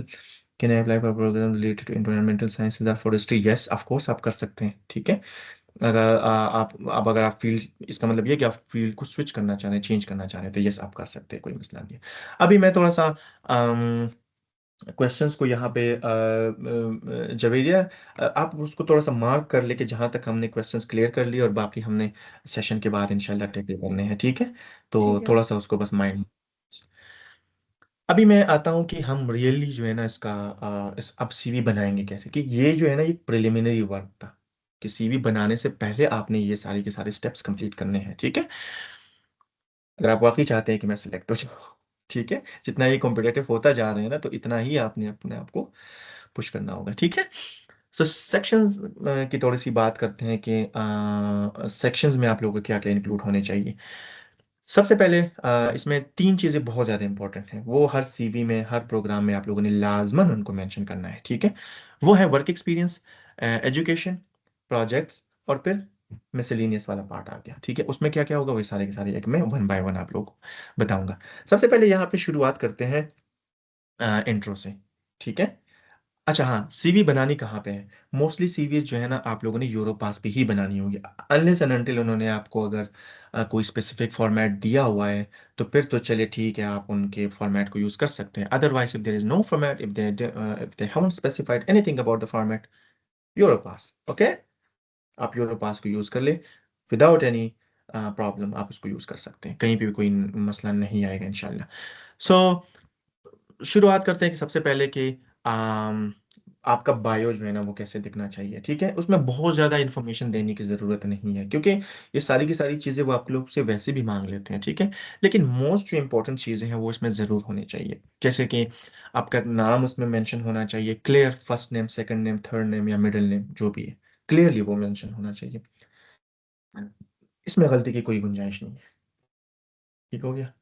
कभी कभार ऐसा हो जाता है ना कि लोग ओवरलुक कर जाते हैं, आई को ई से या ए से ई से, इस तरह ना ये मिस्टेक हो जाती है। तो ये चीज़ आप लोगों ने इंश्योर करनी है कि कम से कम आप लोगों के नाम में कहीं पे गलती नहीं होनी चाहिए, वो हर जगह पे सेम ही होना चाहिए, ठीक है? स्पेशल केसेस में अगर ऐसा हो कि किसी का नाम चेंज हुआ हो या इसके किसी एक डॉक्यूमेंट में मिस्टेक हो, तो वो उसको स्पेसिफिकली कहीं पे जाके उनको किसी अलग एक डॉक्यूमेंट में, लेटर में उनको लिख के बता दे कि ये बाय, मतलब मेरे पहले ही डॉक्यूमेंट्स में मसला चला चला आ रहा है और मैं उसको सॉल्व करने की कोशिश कर रहा हूँ, ठीक है? उसमें आपका होना क्या चाहिए कि कम से कम आपकी date of birth, phone number, email address, LinkedIn अगर आप लोगों का है, नहीं है कोई मसला नहीं है, ठीक है? या हो और मेंशन कर सकते हैं। यहाँ पे कुछ लोग इस तरह भी करते हैं कि अपना एक पोर्टफोलियो का भी एक यहाँ पे जिक्र करते हैं, ठीक है? और मैं समझता हूँ कि ये आज के दौर में ना थोड़ा सा एक रिक्वायरमेंट भी बन गई है, ठीक है? क्योंकि होता इस तरह है ना कि जब आप किसी चीज़ का जिक्र करते हैं ना, तो मोस्ट ऑफ द टाइम लोग इंटरेस्टेड होते हैं कि उसके बारे में उनको ज़्यादा से ज़्यादा इन्फॉर्मेशन मिले। तो अब आप सीवी के 2 पेज में क्या ही मेंशन करेंगे, ठीक है? अगर आपने किसी प्रोजेक्ट का जिक्र कर दिया और आप उनको मजीद जो है ना उसके बारे में इंफॉर्मेशन देना चाह रहे हैं, कन्वे करना चाह रहे हैं, तो फिर आप करेंगे क्या कि अपनी एक पोर्टफोलियो बनाए, उसमें वो सारी चीज़ें मेंशन करें और फिर उसका एक लिंक यहाँ पे इनको दे दें, ठीक हो गया? अगर आपने इंस्टाग्राम, सॉरी, लिंक्डइन का देना है तो दैट्स इट, वो भी आप कर सकते हैं, लेकिन उसके लिए लिंक्डइन का ऑप्टिमाइज होना ज़रूरी है। लिंक्डइन में ऐसी चीज़ें होनी चाहिए कि उनको लगे कि सीवी में जो चीज़ें बताई जा रही हैं और लिंक्डइन पे है, वो आपस में मैच करने चाहिए। अगर ऐसा नहीं है तो फिर लिंक्डइन मेंशन ही ना करे सिरे से, ओके? दूसरी बात यह है कि यहाँ पे ना आप लोग कंटेंट का थोड़ा सा ख्याल रखें कि उसकी जो अलाइनमेंट है ये सारी, क्योंकि ये फर्स्ट इंप्रेशन उसने सबसे पहले यहाँ पे देखना है। अब यहाँ पे कुछ लोग, मैं जब सीवीज रिव्यू करता हूँ ना, मैं बहुत ज़्यादा सीवीज रिव्यू कर चुका हूँ, 100+ सीरीज में देख चुका हूँ, उसमें से मैंने देखा हुआ है कि कुछ लोग जैसे ये फोन का सिंबल यहाँ पे डाला हुआ है, तो यहाँ पे एक एंटर प्रेस करके वो नीचे चला गया। अभी ऐसी मिस्टेक्स है ना कि जिससे वो फर्स्ट इंप्रेशन जो है ना वो खराब हो जाता है बेसिकली। तो आप लोगों ने थोड़ा सा इसको अवॉइड करना है, कोशिश करनी है कि सीवी की कंटेंट के साथ साथ उसकी जो कॉस्मेटिक्स है ना उसके ऊपर भी आप लोगों ने वर्क करना है, ठीक है? होम एड्रेस का होता ही है कि कुछ लोग बहुत ज्यादा जाके हाउस नंबर वगैरह वगैरह वगैरह सारी चीजें लिखते थे, सिटी और उसका नाम मेंशन कर दे, कंट्री का, दैट्स इट, ओके? नाम आते हैं हम वर्क एक्सपीरियंस के ऊपर। अब वर्क एक्सपीरियंस को कैसे मेंशन करते होते हैं, ठीक है? ये एक तरीका मैं बता देता हूँ। अब वर्क एक्सपीरियंस में सबसे पहले तो ये है कि कुछ टिप्स ले लें। वो ये है कि आप लोगों ने एक्शन वर्ब्स यूज करने हैं, ठीक है? जैसे परफॉर्म्ड, वर्कड, ठीक है, acquired, analysed, sold, something like that. Okay, इसकी एग्जांपल मैं आप लोगों को दूंगा, तो आप लोगों को परेशान होने की बिल्कुल भी जरूरत नहीं है। टॉक इन नंबर्स, अगर आप लोग के पास कुछ नंबर्स बन रहे हैं, किसी क्वांटिटेटिव डेटा बन रहा है ना, तो उसमें ज़रूर उसको मेंशन करें, क्योंकि नंबर्स जो है ना वो पॉपअप हो रहे होते हैं, वो अपेयर हो रहे होते हैं। ठीक है, और उसके ज़्यादा इम्पैक्ट पड़ता है। क्वालिटेटिव चीज़ ही ना डिस्क्रीट नहीं होती। अगर आपने कह दिया कि I have improve my CV, मिसाल के तौर पे, अब कितना आपने इम्प्रूव किया, कैसे इम्प्रूव किया, मुझे नहीं समझ आ रही। ठीक है, किसी को भी समझ नहीं आती इस बात की। लेकिन अगर आपने ये कह दिया कि I improve 2 sections of my CV and around 75%, ठीक है, इसका ये मतलब हो गया कि अच्छा, इस बंदे ने ना 75% काम कर लिया है, थोड़ा सा समझना है कि इसमें मजीद इंप्रूवमेंट की गुंजाइश है। सो इस तरह नंबर्स में बात करनी है, कोशिश करनी है कि नंबर्स में ही बात की जाए। रेलेवेंट टू द प्रोग्राम, ये वही अब ये है कि जब आप इसको मेंशन कर रहे होंगे अपने एक्सपीरियंस को, so you have to use keywords from your keyword bank. जो आपने बैंक बनाया था ना, उसी से आप लोगों ने उसको यूज करना है, जितने ज्यादा अल्फाज यूज सकते हैं। अच्छा, यहाँ पे एक गलती नहीं करनी है आप लोगों ने। वो गलती क्या है? कुछ लोग इसमें जब ये कीवर्ड्स मेंशन करते होते हैं ना, ठीक है, या अपने रिजल्ट्स मेंशन कर रहे होते हैं ना, तो उसको बोल्ड कर लेते हैं। ठीक है, ये बोल्ड वाला काम नहीं करना आप लोगों ने। इससे इससे क्या इंप्रेशन जाता है? इससे ये इंप्रेशन जाता है कि आप क्या बताना चाह रहे हैं कि एडमिशन पैनल को, कि ये बाकी चीजें ना दे के बस सिर्फ ये एक वर्ड देख ले। ठीक है, या थोड़ा सा ना उससे डिस्ट्रैक्शन भी होती है कि बहुत ज्यादा इसमें बोल्ड किए हुए होते हैं अल्फाज को। ठीक है, तो ये आप लोग ना करें। वो जब देख रहे होते हैं तो हर चीज देख रहे होते हैं। आपने उनकी काबिलियत पे शक नहीं करना कि वो इस खास जो आप उनको बताना चाह रहे हैं, जो मेंशन करना चाहिए, वो उसको स्किप कर देंगे। नहीं, ऐसा नहीं होता। वो एक्सपीरियंस्ड होते हैं, उनको पता चल जाता है। ठीक है, कोई मसला नहीं है, ऐसी कोई बात नहीं है कि कोई इनसे कोई चीज मिस हो सकती है। ठीक है, यू कैन मेंशन लर्निंग्स। मिसाल के तौर पे अगर आपका वर्क एक्सपीरियंस ऐसा है कि आपने उसमें कोई प्रोजेक्ट्स नहीं किए, या उसमें कोई आपने कुछ अचीव नहीं किया, ठीक है, अगर आपका इंटर्नशिप है सिर्फ यहाँ पे, तो आप इसमें अपना लर्निंग एक्सपीरियंस मेंशन कर दें कि मैंने ये चीज़ें लर्न की है। ठीक है, कोई मसला नहीं है इसमें। दूसरा ये है कि यहाँ पे, हाँ, मैंने बात कर दी, कीवर्ड्स आपको वर्ड बैंक से मिलेंगे, तो वो आपका वो स्टेप कंप्लीट होगा, तो यहाँ पे आप आ सकेंगे। उसका स्ट्रक्चर क्या होना चाहिए वर्क एक्सपीरियंस मेंशन करने का? वर्क एक्सपीरियंस मेंशन करने का स्ट्रक्चर ये है कि सबसे पहले आप लोगों ने एक आउटलाइन देना है, समरी देनी है अपने वर्क एक्सपीरियंस की, क्या किया था आपने। फिर उसके बाद आना है स्पेसिफिक डिस्क्रिप्शन के ऊपर, कि जिसमें आप स्टेप बाय स्टेप बताते हैं कि मैंने क्या क्या किया था, क्या क्या लर्न किया था, क्या क्या अचीव किया है। बस ये आप लोगों ने बताना है। ठीक है, मैं उसमें कंटेंट लिखते वक्त ना, मैं एक अप्रोच आप लोगों को बताता हूँ। ठीक है, वो है प्रॉब्लम एक्शन रिजल्ट अप्रोच। इसमें ये है कि अगर आपने कोई इसमें वर्क एक्सपीरियंस, जब वर्क एक्सपीरियंस आप मेंशन कर रहे होते हैं, या आपने अगर किसी जगह पे कोई जॉब की है, तो मोस्ट ऑफ द टाइम होता ही है कि आप डिफरेंट टास्क कंप्लीट कर रहे होते हैं। ठीक है, कोशिश उसमें से ये करें कि आप उनको ये बताना शुरू कर दें, आप उनको ये बताएं कि मैंने अ, अपने वर्क प्लेस में ये प्रोजेक्ट किया था, ये प्रॉब्लम था, ये इसको इस तरीके से मैंने सोल्व किया, उसका रिजल्ट क्या निकला। तो ये आप लोगों ने कोशिश करनी है कि जहां पे भी आपको मौका मिलता है, आप इस अप्रोच को आप यूज करें। ठीक है, problem action result approach. Okay, clear है ये बात? इसका क्या मतलब है, इसकी एक एग्जांपल मैं आप लोगों के सामने रख रहा हूं। ठीक है, जैसे आप लोग इसको देख लें, थोड़ा सा पढ़े इसको, मैं आप लोग को थोड़ा टाइम देता हूँ। आई डोंट नो स्क्रीन क्यों नहीं मूव हो रही। हाँ, ये हो गई है, चले। आप लोग इसको पढ़े थोड़ा सा, बात करते हैं 2 मिनट बाद।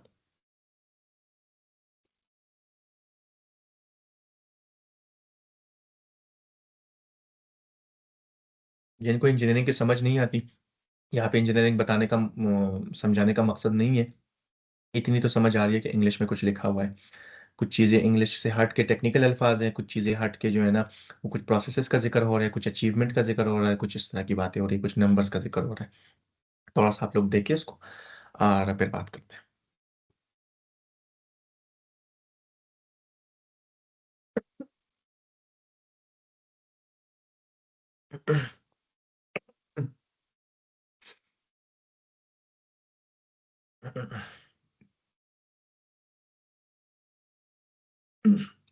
अच्छा, इसके साथ साथ इन्होंने ऊपर मेंशन किया होता है कि किस कंपनी का है वो, चूंकि यहाँ पे मैं बताना मुनासिब नहीं समझ रहा था, तो इस वजह से मैंने इसको स्किप किया। ये मेरे एक स्टूडेंट की सीवी है। ठीक है, मैं आप लोग को अपनी सीवी इसलिए नहीं दिखा रहा, क्योंकि स्टूडेंट्स ये समझ बैठे हैं कि अच्छा, अगर मतलब आप तो तकरीबन आपको 1 साल हो गया, काफ़ी टाइम हो गया, आपका काफ़ी एक्सपीरियंस है, तो हम शायद ही आपके मतलब आपने जिस तरह लिखा हुआ है उस तक हम पहुंच सके। तो इस वजह से मैं अपने स्टूडेंट की एग्जांपल इसलिए दे रहा हूँ कि ये this is one of my students, Karan, अभी अप्लाई कर रहा है, और ये उसकी सीवी है, ठीक है। तो आप लोग देख सकते हैं कि किस तरीके से उसने इसको मेंशन किया। सो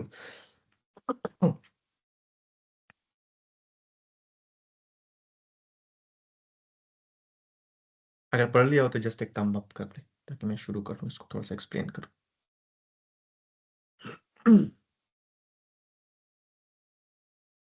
सही है।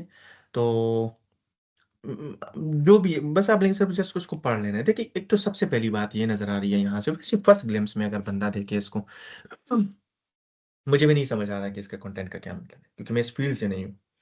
लेकिन मैं इसको ऐसे जब देखता हूँ ना, मुझे ये समझ आ रही है कि एक तो बंदा जो बात कर रहा है, देखिए ये पहला जो पार्ट है ना, ये वाला ये वो फर्स्ट जो 3 लाइंस हैं, 2.5 लाइंस अगर आप देखें, ये वो समरी वाला पार्ट है बेसिकली, कि जिसमें बस उसने रैप अप किया हुआ है कि मैंने क्या किया था, ठीक है, और किन स्पेसिफिक चीजों के ऊपर बात की थी।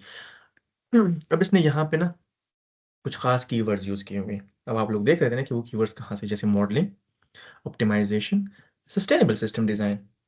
अब ये 3 चीजें ना, ये उसने वहां से ली है प्रोग्राम से, कि वहां पे भी ये वो इन चीजों पर प्रोग्राम फोकस कर रहे हैं मोस्टली।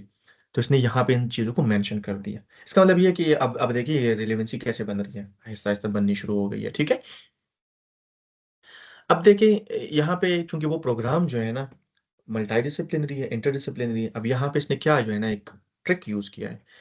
ये इसने कहा है कि जब मैंने प्रोजेक्ट्स पे काम किया हुआ है ना, तो वो डिफरेंट इंडस्ट्रीज में है, जैसे कि एनर्जी, केमिकल एंड कंस्ट्रक्शन। थोड़ा सा मेरा ये माउस जो है ना, ये थोड़ा सा स्लो मूव कर रहा है। हाँ, तो ये जैसे एनर्जी कंस्ट्रक्शन, अब इससे क्या है, ये शो करना चाह रहे हैं, वो ये शो करना चाह रहे हैं कि मेरा जो एक्सपीरियंस है ये एक डाइवर्स एक्सपीरियंस है, ठीक है। इसमें मैंने मुख्तलिफ एरियाज में काम किया, मुख्तलिफ लोगों के साथ काम किया है। तो आहिस्ता आहिस्ता ना वो अब उनको ना इनडायरेक्ट वे में कुछ बताने की कोशिश कर रहे हैं। सॉरी, कहाँ चला गया। हाँ, इनडायरेक्ट वे में वो बताने की कोशिश कर रहा है कि मेरा इंटरडिसिप्लिनरी एक्सपीरियंस भी है, मेरा मुख्तलिफ फील्ड्स के लोगों के साथ काम करने का भी एक्सपीरियंस है, और मैं ये जानता हूँ कि उनके साथ काम कैसे करते होते हैं, ठीक है। इसके बाद फिर आते हैं, वो मुख्तलिफ किस्म के सॉफ्टवेयर का नाम ले रहे हैं, ठीक है, यहाँ पे एनसिस, फ्लुएंट, हैसिस, मैटलैब, एस्पेन प्लस। वो इन इसका जिक्र इसलिए कर रहा है क्योंकि चूंकि प्रोग्राम ऐसा है कि ये हाईली टेक्निकल है, तो फिर वो डिजिटल टेक्नोलॉजीज का इसमें खास तौर पर जिक्र है, डिजिटल टेक्नोलॉजी।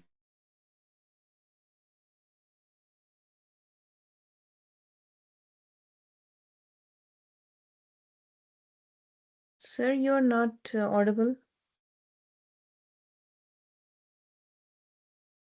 क्या किसी और को भी इशू है या सिर्फ मुझे आवाज नहीं आ रही?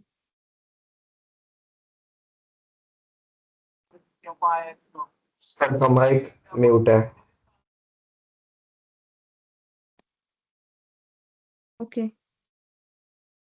सर आप म्यूटेड है, काइंडली अनम्यूट योर माइक।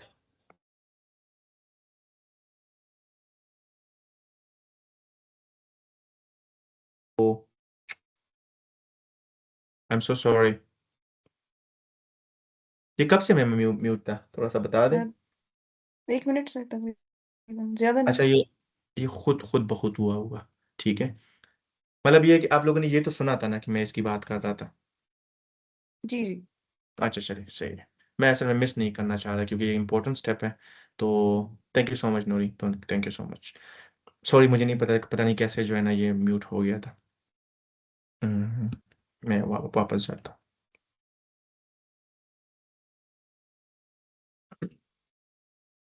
अच्छा, तो आप लोग इसको देख रहे हैं कि इसने एक तो इंटरडिसिप्लिनरी एक्सपीरियंस भी शो किया हुआ है, बताया हुआ है कि मैं डाइवर्स सेक्टर्स में काम कर चुका हूँ, ठीक है।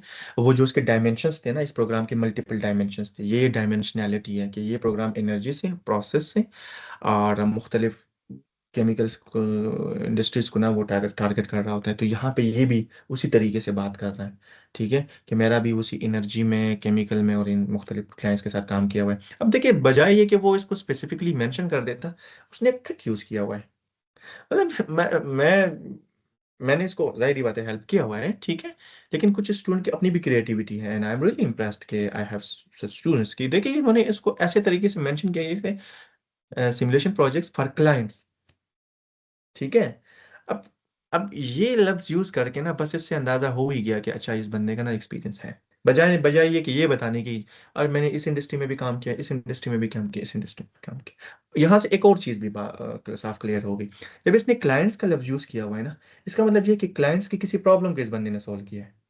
ऐसा है कि नहीं है? क्योंकि क्लाइंट्स जब आपके पास आते हैं, तो कोई अगर आपके पास आता है किसी काम के लिए तो वो आपसे सोल्यूशन मांग रहा होता है, उसका कोई मसला होता है, वो आप उसको सॉल्व करके दे देते हैं। अल्फाज का चुनाव, अल्फाज की प्लेसमेंट, सेंटेंस का structure, it's very very good in this one.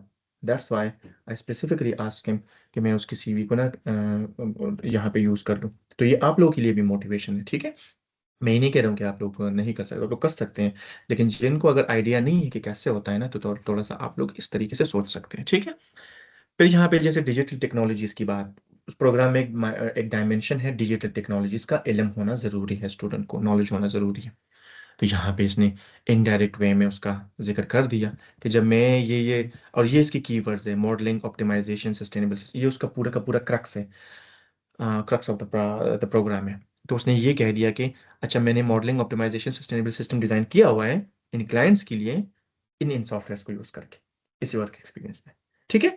सो इससे वो जो कुछ अचीव करने की कोशिश कर रहा था, जो सॉल्व करने की कोशिश कर रहा था, जो बताने की कोशिश कर रहा था, इसने अपनी तरफ से पूरी कोशिश की है कि मैसेज कम्युनिकेट किया जाए अक्रॉस द टेबल, ओके।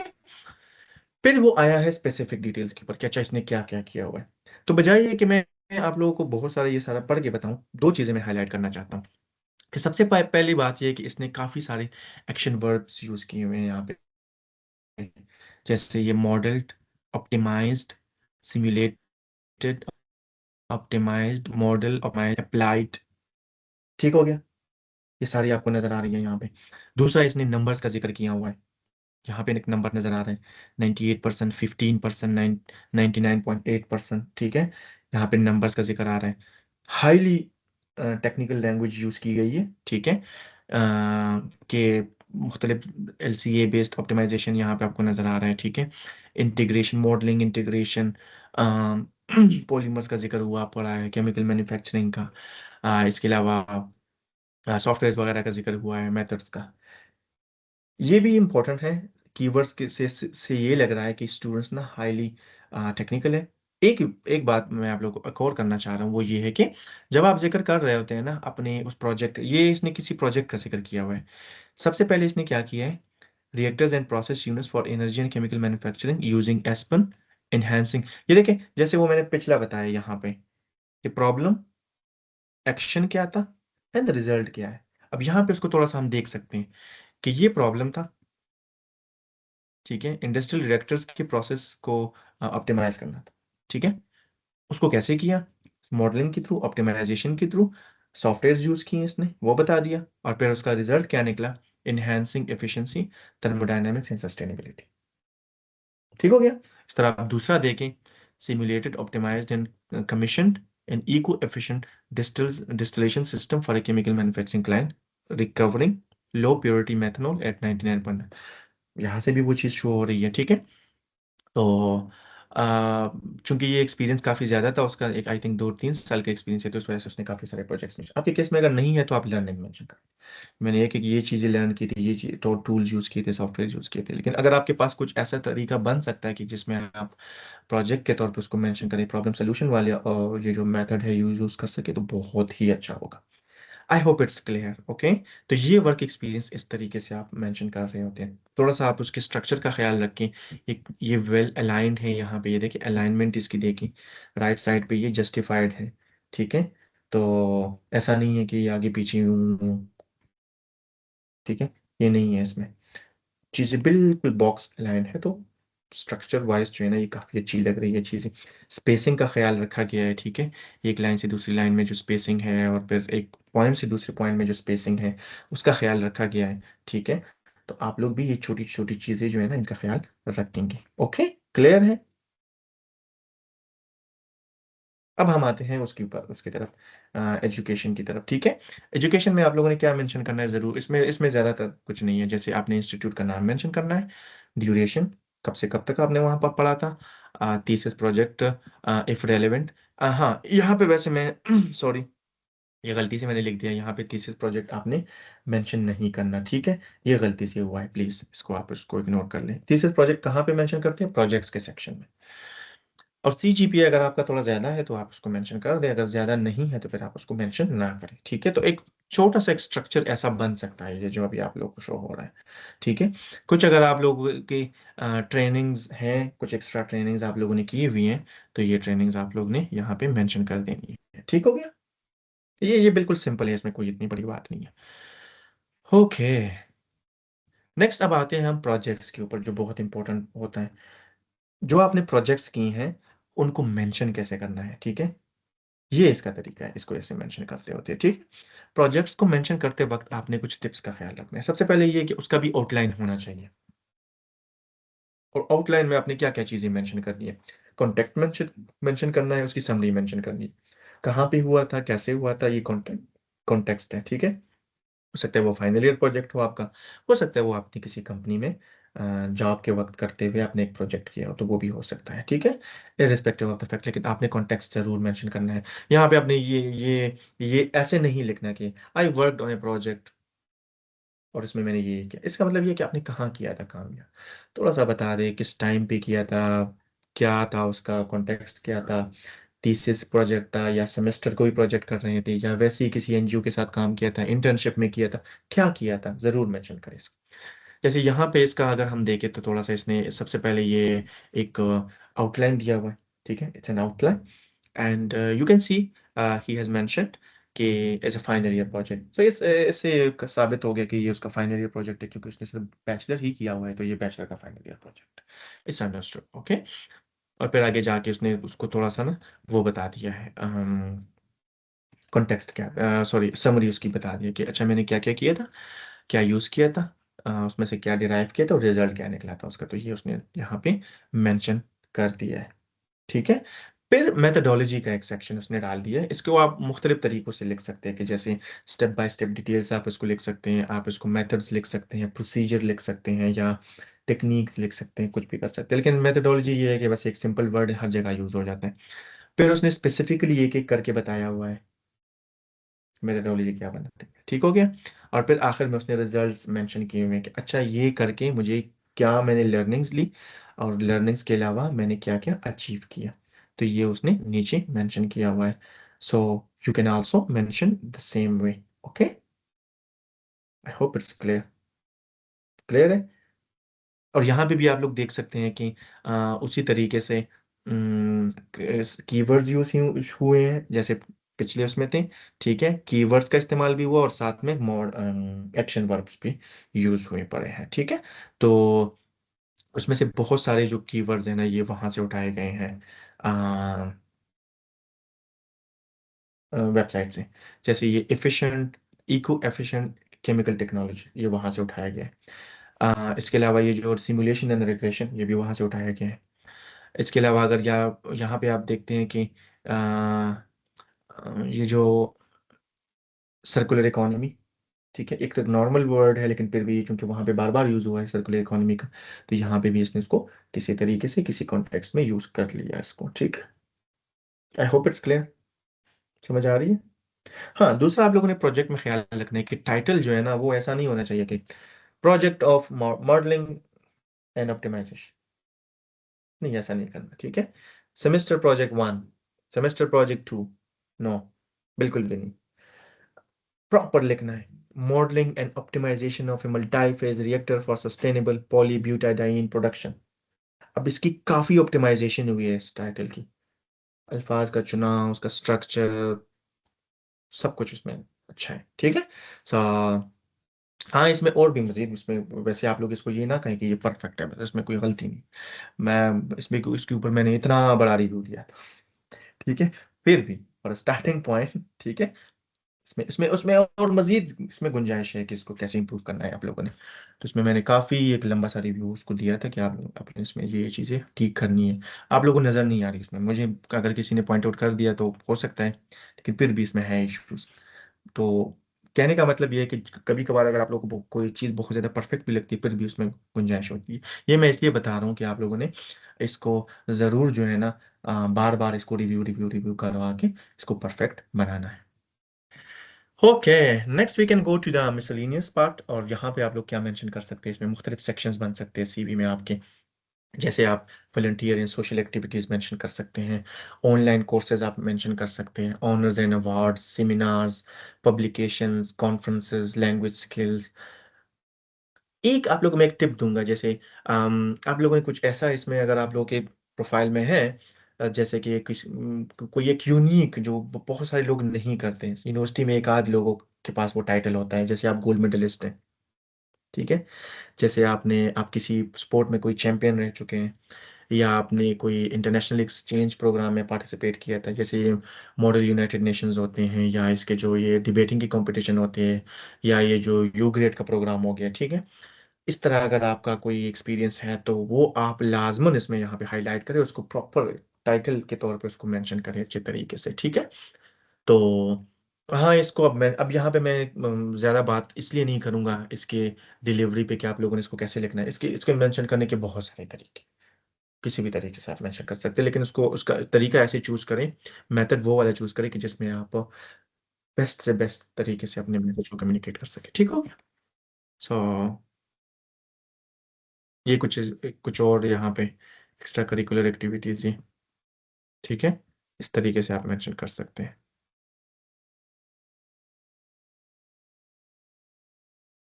तो I guess oops, that's the end of our webinar.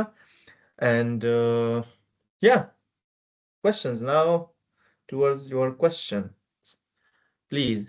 Questions बहुत सारे होंगे, मुझे पता है कि आप लोग के काफ़ी सारे क्वेश्चंस होंगे। हम आहिस्ता आहिस्ता करके उसको उनको टैकल करेंगे, ठीक है। जवेरिया प्लीज आप एक एक करके ना रीड करें। ओके, सबसे पहले तो मैं अपना क्वेश्चन पर पूछूंगी। ये जो आपने प्रोजेक्ट्स का बताया, इसके टाइटल्स, तो ये यस, थीसिस का टाइटल हो सकता है, यानी हमने खुद हाँ, से कोई इसका टाइटल लिखना है? अगर इसमें जो प्रोजेक्ट जी। जी जी मैं बता देता हूँ। थीसिस का अगर टाइटल है तो वो जैसे इसका थीसिस का टाइटल भी यही था, ठीक है। अगर मिसाल के तौर पे अगर ऐसा नहीं है तो आप अपना टाइटल उसको बना सकते हैं, ठीक है। लेकिन कभी कभार ऐसा भी होता है कि थोड़ा सा आप टाइटल के साथ भी प्ले कर सकते हैं, क्योंकि ऐसा तो नहीं होता कि वो आपसे टाइटल सॉरी आपसे ना आपकी थीसिस की जो बुकलेट होती है वो आपसे मांग ले, ठीक है। तो थोड़ा सा आप इसके साथ आगे पीछे प्ले कर सकते हैं। कभी कभार जो टाइटल होता है ना वो ऑप्टिमाइज नहीं होता, थीसिस लिखते वक्त भी हम उसको ऑप्टिमाइज नहीं कर पाते। तो अगर नहीं हुआ तो इस स्टेज पे आप उसको कर सकते हैं, कोई इशू नहीं। ठीक यस। है। अच्छा, आप जो अटेंडेंस है उसके क्वेश्चंस, वजीहा तैयब का क्वेश्चन है, how much coursera and other types of certifications like of conferences and seminars, उसके यानी सीवी पे क्या असर हो सकता है, बर्थ इन योर सीवी? हाँ, बहुत ज़्यादा असर होता है, ठीक है, आप लोगों ने ज़रूर करने हैं। और एक चीज़ का आप लोगों ने ख्याल रखना है कि देखिए, जैसे हमने जिक्र किया कीवर्ड्स का और डायमेंशंस का, ठीक है, प्रोग्राम के डायमेंशंस का। तो अगर कोई प्रोग्राम का एक कोर पार्ट है, उसके कोई ऐसा डायमेंशन है जो प्रोग्राम में लाजमन चाहिए, और आपने वो मतलब आपकी एक्सपीरियंस में या आपकी सीवी में वो चीज़ नहीं है, ठीक है, या आपकी एक्टिविटीज़ पास्ट में आपने कुछ इससे रिलेटेड नहीं किया हुआ, तो उसको कवर करने का सबसे बेस्ट तरीका ये है कि आप उसी के ऊपर कुछ ऑनलाइन कोर्सेज कर लें इंटरनेशनल, ठीक है।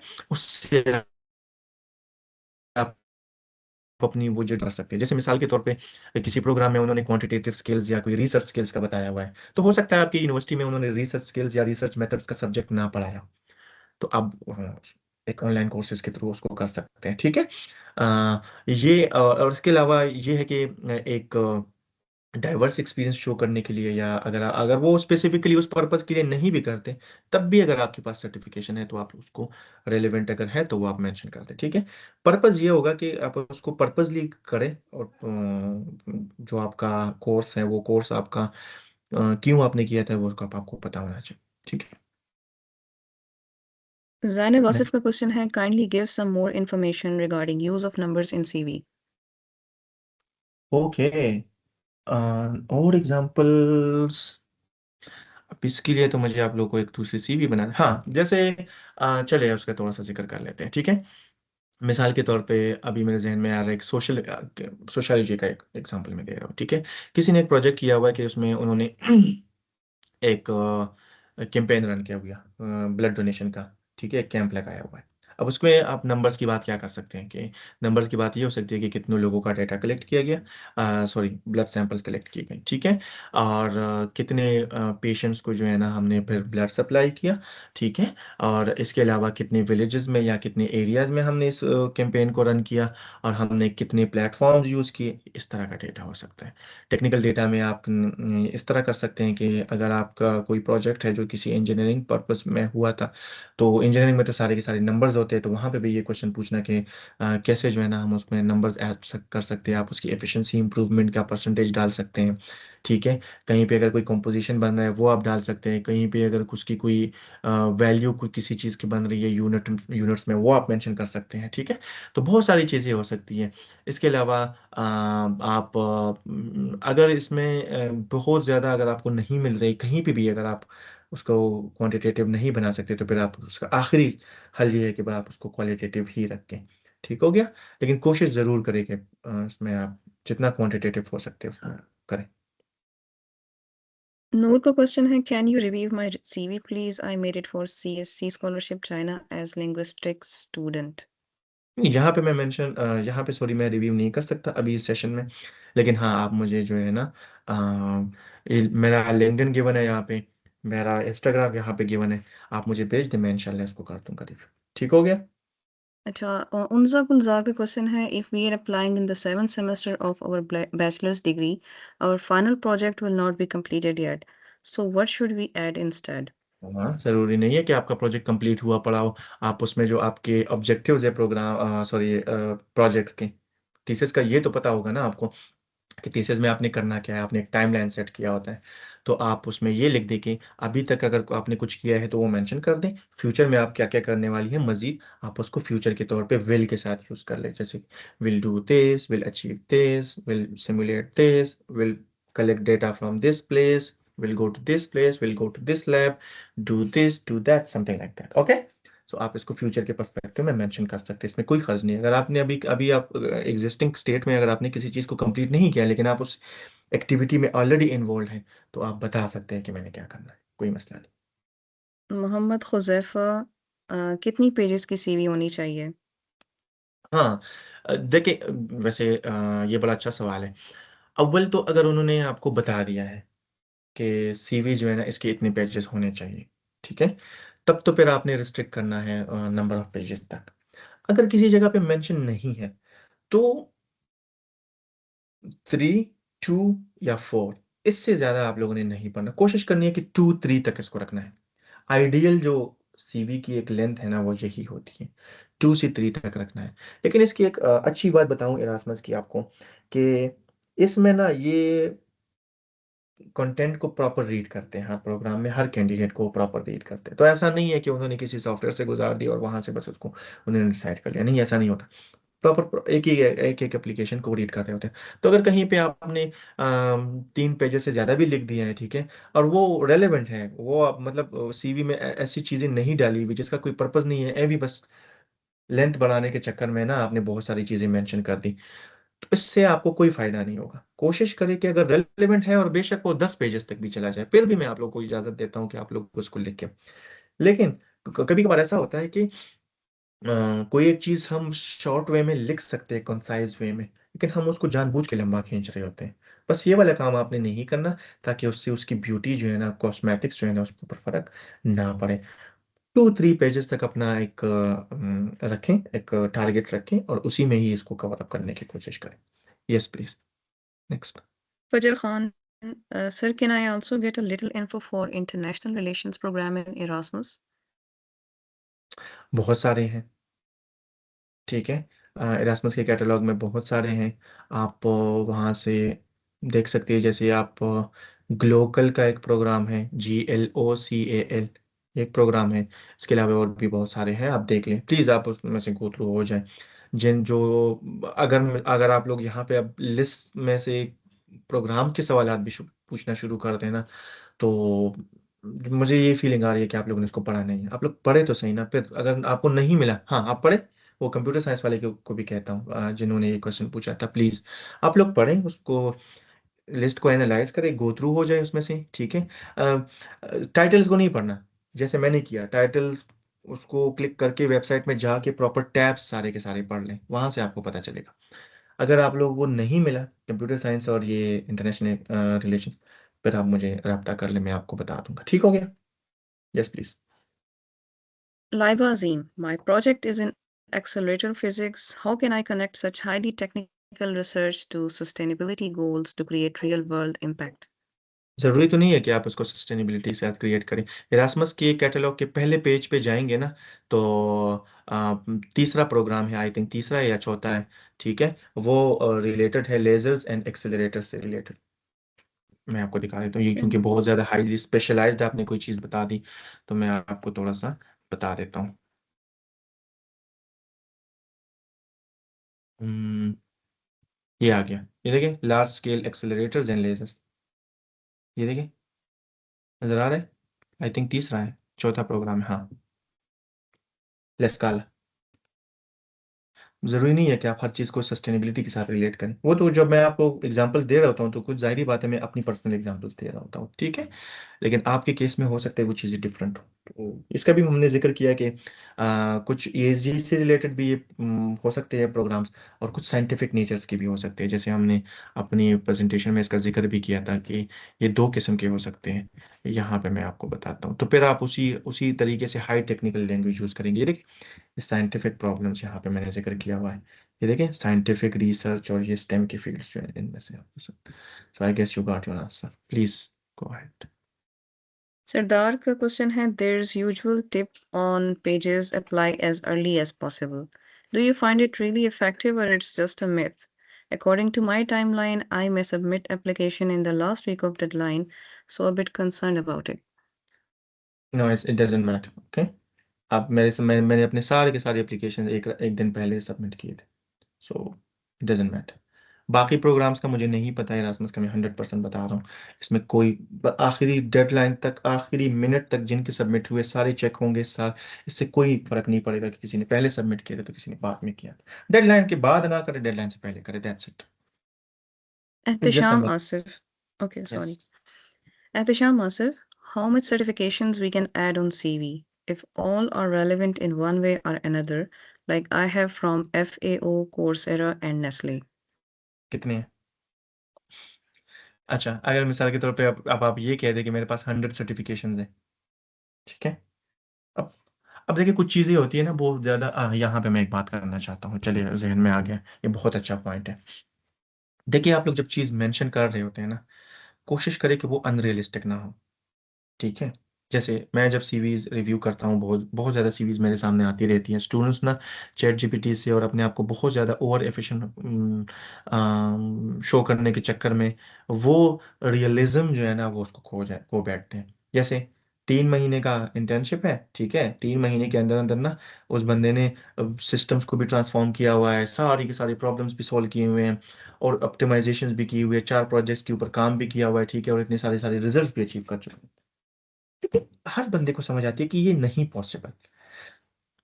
अगर किसी ने अब देखिए, यहाँ पे बात आती है, अब अगर आपने मेंशन किया हुआ है कि मैंने 20 कोर्सेज किए हैं और टाइम लाइन उसकी डेट्स गिवन हो, ठीक है, डेट्स गिवन हो, डेट्स आप लोगों ने जरूर डालनी होती है, तो वो जो डेट आपने मेंशन की है, अगर आपने इस तरह किया है कि एक एक दिन में ना 5-5 कोर्सेज, 6-6 कोर्सेज कवर हुए हैं, या मतलब हफ्ते के दौरान ये में, और ये हो रहा है कि एक कोर्स का जो टाइम लाइन हो वो तकरीबन महीने का होता है, तो यहाँ पे क्वेश्चन मार्क आ जाता है कि आपने किस तरीके से उसको किया हुआ है। सो नंबर, क्वांटिटी, क्वालिटी और जो रियलिस्टिक एक अप्रोच है, इन तीनों का आपका एक बैलेंस होना चाहिए, ठीक है।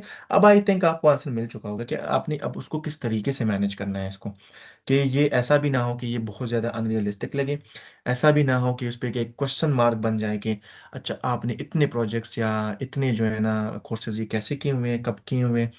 तो ये बस इसका ख्याल रखें। हाँ, अगर आप उसको जस्टिफाई कर सकते हैं, सीवी में भी जगह बन रही है, और ये भी है कि उसका टाइमलाइन भी ऐसा सेट है कि आप फोकस भी कर पा रहे हैं, आप उसकी लर्निंग्स भी आपके पास है और ये सारा कुछ कर सकते। नो हार्म मेंशन कर दे, बस इस चीज़ का ख्याल है। Please go ahead. Manoor Ali का क्वेश्चन है, ये मुझे काफ़ी इंपॉर्टेंट लगता है। मैंने कॉन्फ्रेंसेस अटेंड की अपने फील्ड रिलेटेड, बट कोई सर्टिफिकेट नहीं मिला था। क्या मैं मेंशन कर सकती हूँ ये सीवी में अगर सर्टिफिकेट ना हो मेरे पास? Yes, you can mention. Okay, इसमें होता ये है ना कि मोस्ट ऑफ द टाइम आपके पास कोई एक सर्टिफिकेट नहीं होता। अब मैं आपको अपना बता दूं, पर्सनल एक्सपीरियंस, ठीक है। मेरे पास भी बहुत सारे सर्टिफिकेशंस नहीं थे, एक आध को छोड़ के बाकी सारे नहीं थे। अब इसमें इंपॉर्टेंट क्या होता है, देखिए कागज की वैल्यू से ज्यादा ना अपने कागज के ऊपर ज्यादा बिलीव नहीं रखना है। क्या सर्टिफिकेट तो कहीं से भी बन जाता है, ठीक है। आज के दौर में कोई इतना मुश्किल काम नहीं है। मैं अभी ये चैट जीपीटी को बता दूंगा और वो मुझे बना के दे भी देगा। तो प्रॉब्लम इन सिग्निफिकेंस कहाँ पे आती है उसको समझिए थोड़ा सा। अगर आपने एक कॉन्फ्रेंस अटेंड किया हुआ है ना, अब वहां पे जो आप मेंशन करेंगे उसको, उसके जो कंटेंट्स हैं, ठीक है, और आप फिर उसको मोटिवेशन लेटर में भी लिखेंगे ये सारी बातें, आ, तो वो किस तरीके से आपने जस्टिफाई किया हुआ है ये डिसाइड करेगा कि ये आपने एक रियल में ये काम किया हुआ है या नहीं किया हुआ, ठीक है। तो बस इस बात का ख्याल रखें। आप अगर उस कॉन्फ्रेंस को मेंशन कर रहे हैं, सो बस ओके। मुझे एक टाइम का किसी ने वार्निंग दे दिया है, तो अगर आप लोगों में से कोई लीव करना चाह रहे हैं और किसी के क्वेश्चंस हैं, सो आई हैव नो प्रॉब्लम। लेकिन अगर आप लोग सुनना चाह रहे हैं, सो या that's totally fine, up to you. क्योंकि इतना लंबा वर्कशॉप है, अगर आप मुझसे ये एक्सपेक्ट कर रहे हैं, सॉरी सॉरी टू से, अगर आप मुझसे ये एक्सपेक्ट कर रहे हैं कि मैं एक ही घंटे में इतना सारा कुछ बता दूं, सो प्लीज़ थोड़ा सा मैं कभी कभार कोशिश करता हूँ कि खैर है, 30-35 मिनट्स या कुछ ज़्यादा भी हो जाए, लेकिन मैसेज कम्युनिकेट में, क्योंकि एक ज़िंदगी का सवाल है ये। प्लीज़ इसको ये कोई नॉर्मल वेबिनार नहीं है कि बस आके आपने सुन लिया और आप चले गए। आप लोगों की इस पूरी ज़िंदगी इसके ऊपर डिपेंडेंट है। सो आप ये आधा पौना घंटा या घंटे के ऊपर जो है ना, आप अपनी इतनी बड़ी जो है ना लॉस, उस पर कंप्रोमाइज़ ना करें प्लीज़। हाँ, आप पूछिए, सॉरी। अच्छा हाँ, तो आप उसको मेंशन कैसे कर रहे हैं, वहाँ से आपने क्या सीखा, किस तरीके से सीखा, वो डिटरमिन करेगा कि आपने ये काम किया हुआ कि नहीं।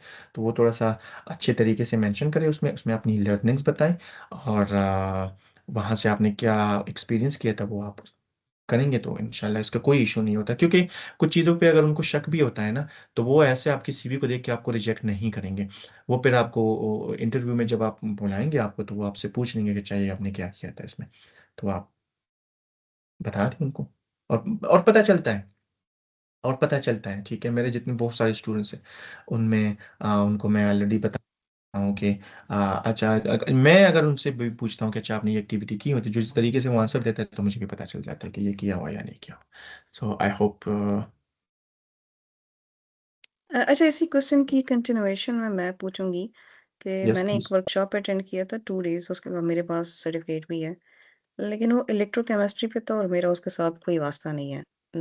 ना प्रीवियस रिसर्चेज में, ना फिलहाल अभी जो करंट है। तो मेरा ख्याल है कि उसको मुझे मेंशन नहीं करना चाहिए। आप क्या कहते हैं?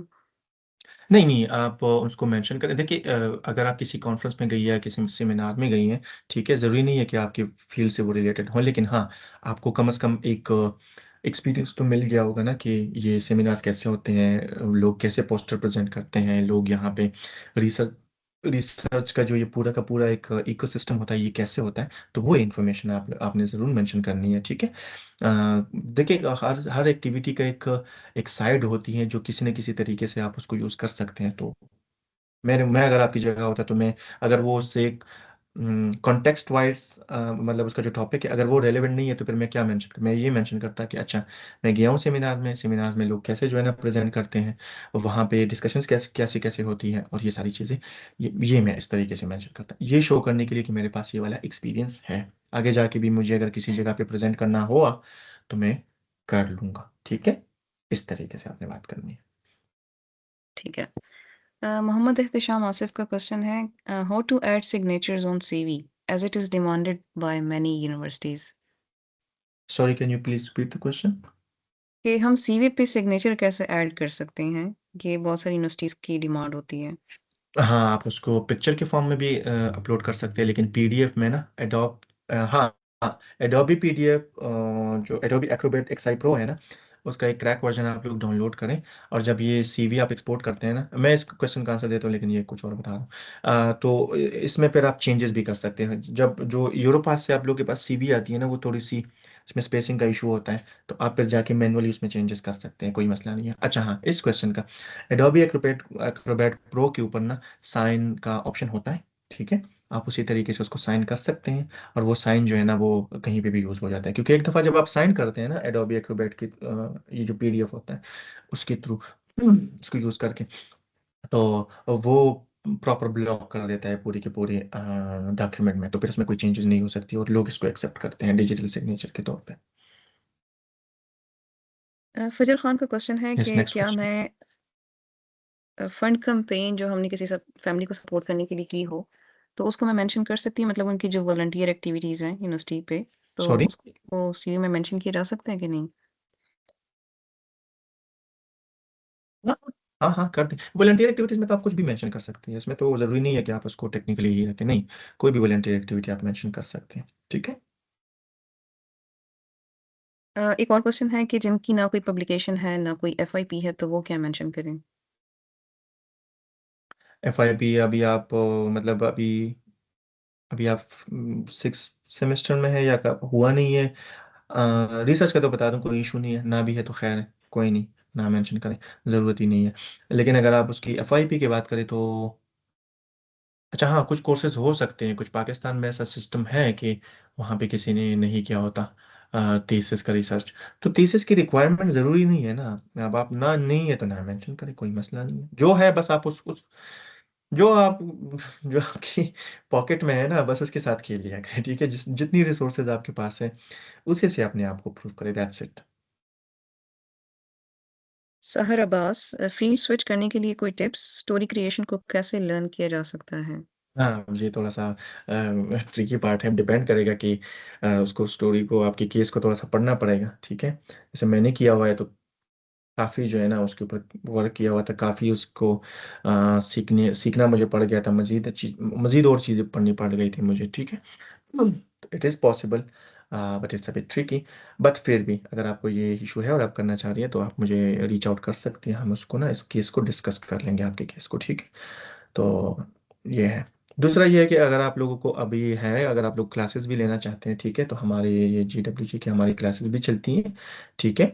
आप लोग मुझसे कांटेक्ट कर सकते हैं, या मैं आप यहाँ पे नंबर दे दूंगा मेरे रिप्रेजेंटेटिव्स का, ठीक है, तो आप उनसे कांटेक्ट कर सकते हैं और आप हम हमारे साथ जुड़ सकते हैं, तो हम इसी तरह के सेशंस जो है ना ये करते होते हैं। Yes, move on to next question Jalal please. Badshah का क्वेश्चन है, can students propose or be part of joint research or innovation projects under Erasmus Plus, especially in collaboration with European universities or startups? मुझे इस question की समझ ही नहीं आई। नहीं नहीं, मैं समझ रहा हूँ ये कहने की क्या कोशिश कर रहे हैं। अच्छा हाँ, can students propose or be a part of joint research and innovation projects under Erasmus plus, specially in collaboration with European universities और स्टार्टअप्स। अच्छा, ये जो आपका जो क्वेश्चन है, ये आप मतलब किस कैपेसिटी में आप इनके साथ कोऑपरेट सॉरी कोलेबोरेशन आप किस कैपेसिटी में करना चाहते हैं? जो एरास्मस प्लस का जो कंसेप्ट है ना, इसमें है इस तरह के प्रोजेक्ट्स हैं कि आप उसमें जाके उनके साथ कोलेबोरेट कर सकते हैं, जैसे ये कंजोर्शियम के पार्टनर्स होते हैं, लेकिन फिर वो है ना, आप इस तरह एज ए स्टूडेंट जाके नहीं कर सकते, ठीक है। ये थोड़ा सा ट्रिकी हो जाएगा। दूसरा ये होता है कि अगर आप उनके साथ एज ए इंडस्ट्री कोलेबोरेशन कर रहे हैं तो फिर आप किस इंडस्ट्री के रिप्रेजेंटेटिव या यूनिवर्सिटी की कोलेबोरेशन अगर आप उनके साथ कर रहे हैं तो आप किस यूनिवर्सिटी के हैं, ठीक है। ये ओके, आई गेस आपको मिल गया है, लेकिन अगर आपने फिर स्पेसिफिकली पूछना हो, थोड़ा सा ये कॉम्प्लिकेटेड मुझे क्वेश्चन लग रहा है, आप प्लीज़ काइंडली जो है उसको फिर कर लें। मैं यहाँ पे नंबर छोड़ रहा हूँ, ठीक है, आप इस पे हमारे साथ रब्ता कर सकते हैं। अ,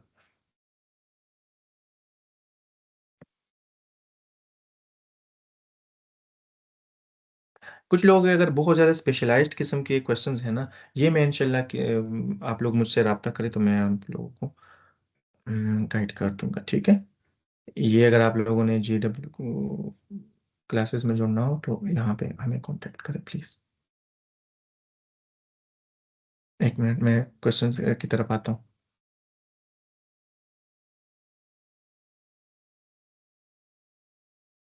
ओके I think Ikra का question है, I have done BDS, Bachelor of Dental Surgery. I don't have many options in my field. Can you please suggest any? मेरे ख्याल ये भी वही कैटलॉग सर्च करने की जरूरत है.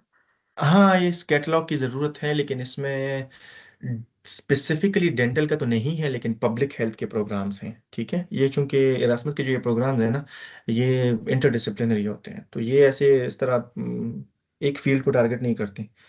तो एक फील्ड के अंदर मल्टीपल बैकग्राउंड के लोग जो है ना आ सकते हैं, वो ये ऐसे प्रोग्राम्स को हैंडल कर रहा होता है मोस्ट ऑफ द टाइम। तो आई वुड हाईली सजेस्ट कि आप उसमें से यूरोपब हेल्थ से सर्च करें, पब्लिक हेल्थ का एक प्रोग्राम है। इसके अलावा आप सर्च कर सकते हैं, इमोशन का एक प्रोग्राम है, वो सर्च कर सकते हैं। इसके अलावा आप क्या सर्च कर सकती हैं, ईयू हेम का एक प्रोग्राम है, ये आप सर्च कर सकते हैं, मतलब है इसमें। लेकिन आप थोड़ा सा ना अपना पर्सपेक्टिव इस बारे में चेंज कर लें। आप अगर जाएंगे तो आपको स्पेसिफिकली कोई बीडीएस का या डेंटल सर्जरी का या इस तरह कोई एक प्रोग्राम नहीं मिलेगा, लेकिन आपको पब्लिक हेल्थ सा या हेल्थ से रिलेटेड जो प्रोग्राम्स है ना, वो आपको मिल जाएंगे, ठीक है। तो उसमें से आप फिर कर सकते हैं। Talal Badshah का दूसरा क्वेश्चन है, to what extent are technical internships or industrial placements integrated into Erasmus Plus mobility opportunities, and how are yes these experiences academically validated? Yes, एक मिनट में इसको दोबारा पढ़ता हूँ, मुझे एक चीज़ की समझ integrated into Erasmus mobility opportunities. Okay, जो ये कंजोर्शियम होते हैं ना, पार्टनर्स होते हैं इनके, ठीक है। मोस्ट ऑफ द टाइम इनकी इंडस्ट्रियल पार्टनर्स भी होते हैं हर प्रोग्राम की। तो जो आपकी प्लेसमेंट होती है इंटर्नशिप्स की, तो मोस्टली वो आपको वहीं पे प्लेसमेंट दे देते हैं, ठीक है, इनकी रेफरेंस पे। और ये इसका एक इंटीग्रल पार्ट इसलिए है कि किसी भी एरास्मस प्रोग्राम में ना इंटर्नशिप के बगैर जो है ना आप ग्रेजुएट नहीं हो सकते, तो ये इसकी एक कोर रिक्वायरमेंट है। और मोस्ट ऑफ द टाइम वो आपको अपनी ही पार्टनर्स के इंडस्ट्रीज में प्लेस कर लेते हैं, लेकिन ये कोई ज़रूरी नहीं है, आप किसी बाहर भी कोई भी अपने लिए ढूंढ सकते हैं। जैसे मेरे केस में मैंने ईवाई में इंटर्नशिप किया था, तो ये बस मैं एक ही बंदा था उसमें पूरी इंडस्ट्री में, ठीक है। तो कोई बाकी सारों ने, बहुत सारे ने हमारे जो पार्टनर्स थे उनके साथ किया हुआ था, ठीक है। तो आप कर सकते हैं, कहीं पे भी आप कर सकते हैं, लेकिन अगर आपको कहीं भी नहीं नहीं मिलती, तो वो आपको अपनी ही पार्टनर्स की किसी इंडस्ट्री में आपको प्लेसमेंट दिलवा देते हैं, ठीक है। अच्छा, इसकी जो आपकी एकेडमिकली वैलिडेशन का जो कंसेप्ट है ना, अब ये अम, मतलब ये है कि आप अगर फ्यूचर के पर्सपेक्टिव से बात कर रहे हैं कि जब आप एरास्मस में आएंगे तो उसको कैसे एकेडमिकली वैलिडेट किया जाएगा, उसका ये है कि अ, आप इंटर्नशिप रिपोर्ट लिखते हैं, और फिर वो इंटर्नशिप रिपोर्ट जो है ना, ये चेक करते हैं, और इंडस्ट्री को देखते हैं, आपके प्रोजेक्ट्स को देखते हैं, और छोटा मोटा एक वाइवा हो जाता है, उसके बाद फिर कह देते हैं कि शायद आपने जो इंटर्नशिप किया है ये पास कर दिया। ये एक सब्जेक्ट की तरह होता है, ठीक है। How can in context of Erasmus capacity building projects, how can students from developing countries. अच्छा, ये हाँ, अब मुझे समझ आ गई आप किस कॉन्टेक्स्ट में बात करते हैं। तलहा भाई, आप तलाल, सॉरी, तलाल भाई, आप फिर मुझे जो है ना इन पर्सन कांटेक्ट करें। अभी जो यहाँ पे बात हो रही है, ये एरास्मस मुंडस स्कॉलरशिप की हो रही है, not Erasmus. Erasmus is a big organisation, एक बड़ा जो है ना अम्ब्रेला है, जिसके नीचे फिर बहुत सारी चीजें चलती है। हम जो अभी बात कर रहे हैं, ये एरास्मस मुंडस स्कॉलरशिप की बात कर रहे हैं, जस्ट मास्टर। ये जो जिन चीज़ों की आप बात कर रहे हैं ना, कोलेबोरेशंस की और रिसर्च की, मैं पहले उसमें आ गया था जहन में कि आप जिन जिन चीज़ों की बात कर रहे हैं, ये थोड़ा सा ना स्टूडेंट्स के पॉइंट ऑफ व्यू से तो थोड़ा सा मुश्किल है, ठीक है। इनकी अनाउंसमेंट आती रहती है प्रोजेक्ट्स की, आप उसमें अप्लाई कर सकते हैं फंड्स के लिए, कोलेबोरेशन के लिए, ठीक है। तो वो ये थोड़ा सा डिफरेंट है। हाँ, आप मुझसे पर्सनली आप फिर बात कर ले, मैं आपको मजीद डिटेल्स में बता दूंगा कि ये कैसे होता है इनका सिस्टम, उसमें फिर आपको मैं गाइड कर सकता हूँ, ठीक है।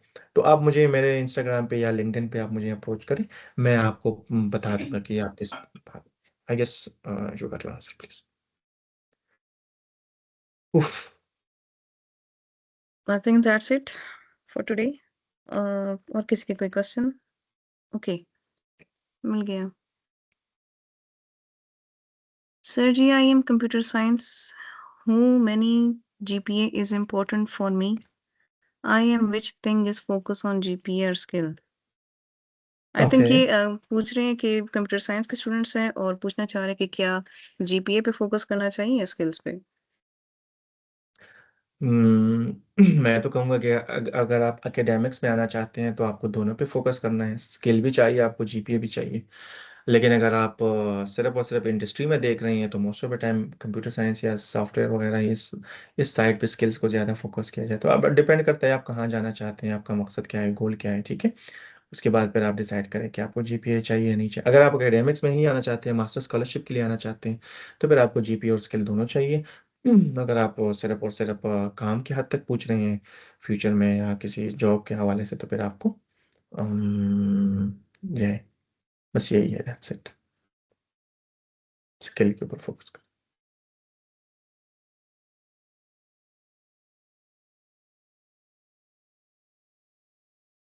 नेटवर्किंग साइड तो बस अगर आप उस नेटवर्किंग में भी मास्टर स्कॉलरशिप ढूंढ रहे हैं तो फिर जीपी और स्किल दोनों रखिए। अगर आप सिर्फ काम की हद तक पूछ रहे हैं तो फिर स्किल के ऊपर ज़्यादा फोकस करें।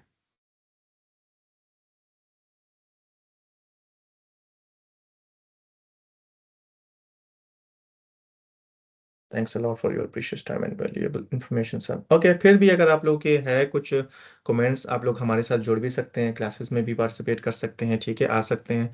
और मेरा आप लोगों को मेंशन है यहाँ पे, मेरे सारे के सारे कॉन्टैक्ट्स जो हैंडल्स हैं वहाँ पे आप लोग मुझे कांटेक्ट कर सकते हैं, रीच आउट कर सकते हैं। तो जितना मेरे पास मेरी कैपेसिटी में होगा, मेरे पास टाइम होगा, मैं आप लोगों को आंसर कर लूँगा, ठीक है। लेकिन thank you so much for attending this 2 events and thank you so much for being patient, thank you so much for you know being with me through out the session. क्योंकि मैं कभी कभार मैं नोट कर रहा हूँ कि लोग जो है ना, ये सामने मेंशन है, आप उसको स्कैन कर लें, ठीक है। लोग आ जाते हैं और फिर लीव कर जाते हैं, ठीक है। मैं खुश इसलिए हूँ कि आप लोगों का एक तो कल बहुत ज़्यादा अच्छा रिस्पांस आया था और आज भी अल्हम्दुलिल्लाह मैं देख रहा हूँ कि आप लोग का बहुत अच्छा रिस्पांस आ रहा है। तो thank you so much guys, wish you good luck, wish you best of luck. मेरी तरफ से जितना भी हो सकता है मैं इंशाल्लाह आप लोग की हेल्प करूँगा। एंड या that's it, that's all from my side. Thank you so much, Javeria. Thank you so much for being a very nice host, and thank you so much for thank you being so patient. Much. मैंने थोड़ा सा time ज़्यादा ले लिया, लेकिन बस कभी कभार ना चीज़ें हाथ से निकल जाती है। सही है। तो या I'm sorry for that. It's okay, हमने बहुत कुछ सीखा। मैंने अगर इससे या पहले आपके सीवी के ऊपर सेशंस लिए हुए हैं, मोटिवेशन लेटर और सीवी के ऊपर, लेकिन शायद वो मैं या इंटरनेट का मसला था या जो भी था, आज चूँकि मैं आखिर तक थी तो मैंने बहुत ज़्यादा सीखा उससे एज़ कम्पेयर्ड टू बस द मेरी प्रीवियस वन्स। हाँ, मेरी पहली कोशिश यही होती है कि स्टूडेंट्स को मैं किसी तरीके से ना उनको बता दूं कि आप लोग आखिर तक रहें प्लीज़। क्योंकि देखिए बहुत सारी चीज़ें मेरे लिए भी आसान हो जाता है कि मैं बस आके 30 मिनट के अंदर अंदर बस बोल के चला जाऊं, लेकिन मेरी कोशिश होती है कि ज़्यादा से ज़्यादा आप लोगों को, आप लोग का जो सीख के जाए ना वो आप कहीं यूज़ भी कर ले, सिर्फ आके आधा घंटा ज़ाया ना करें।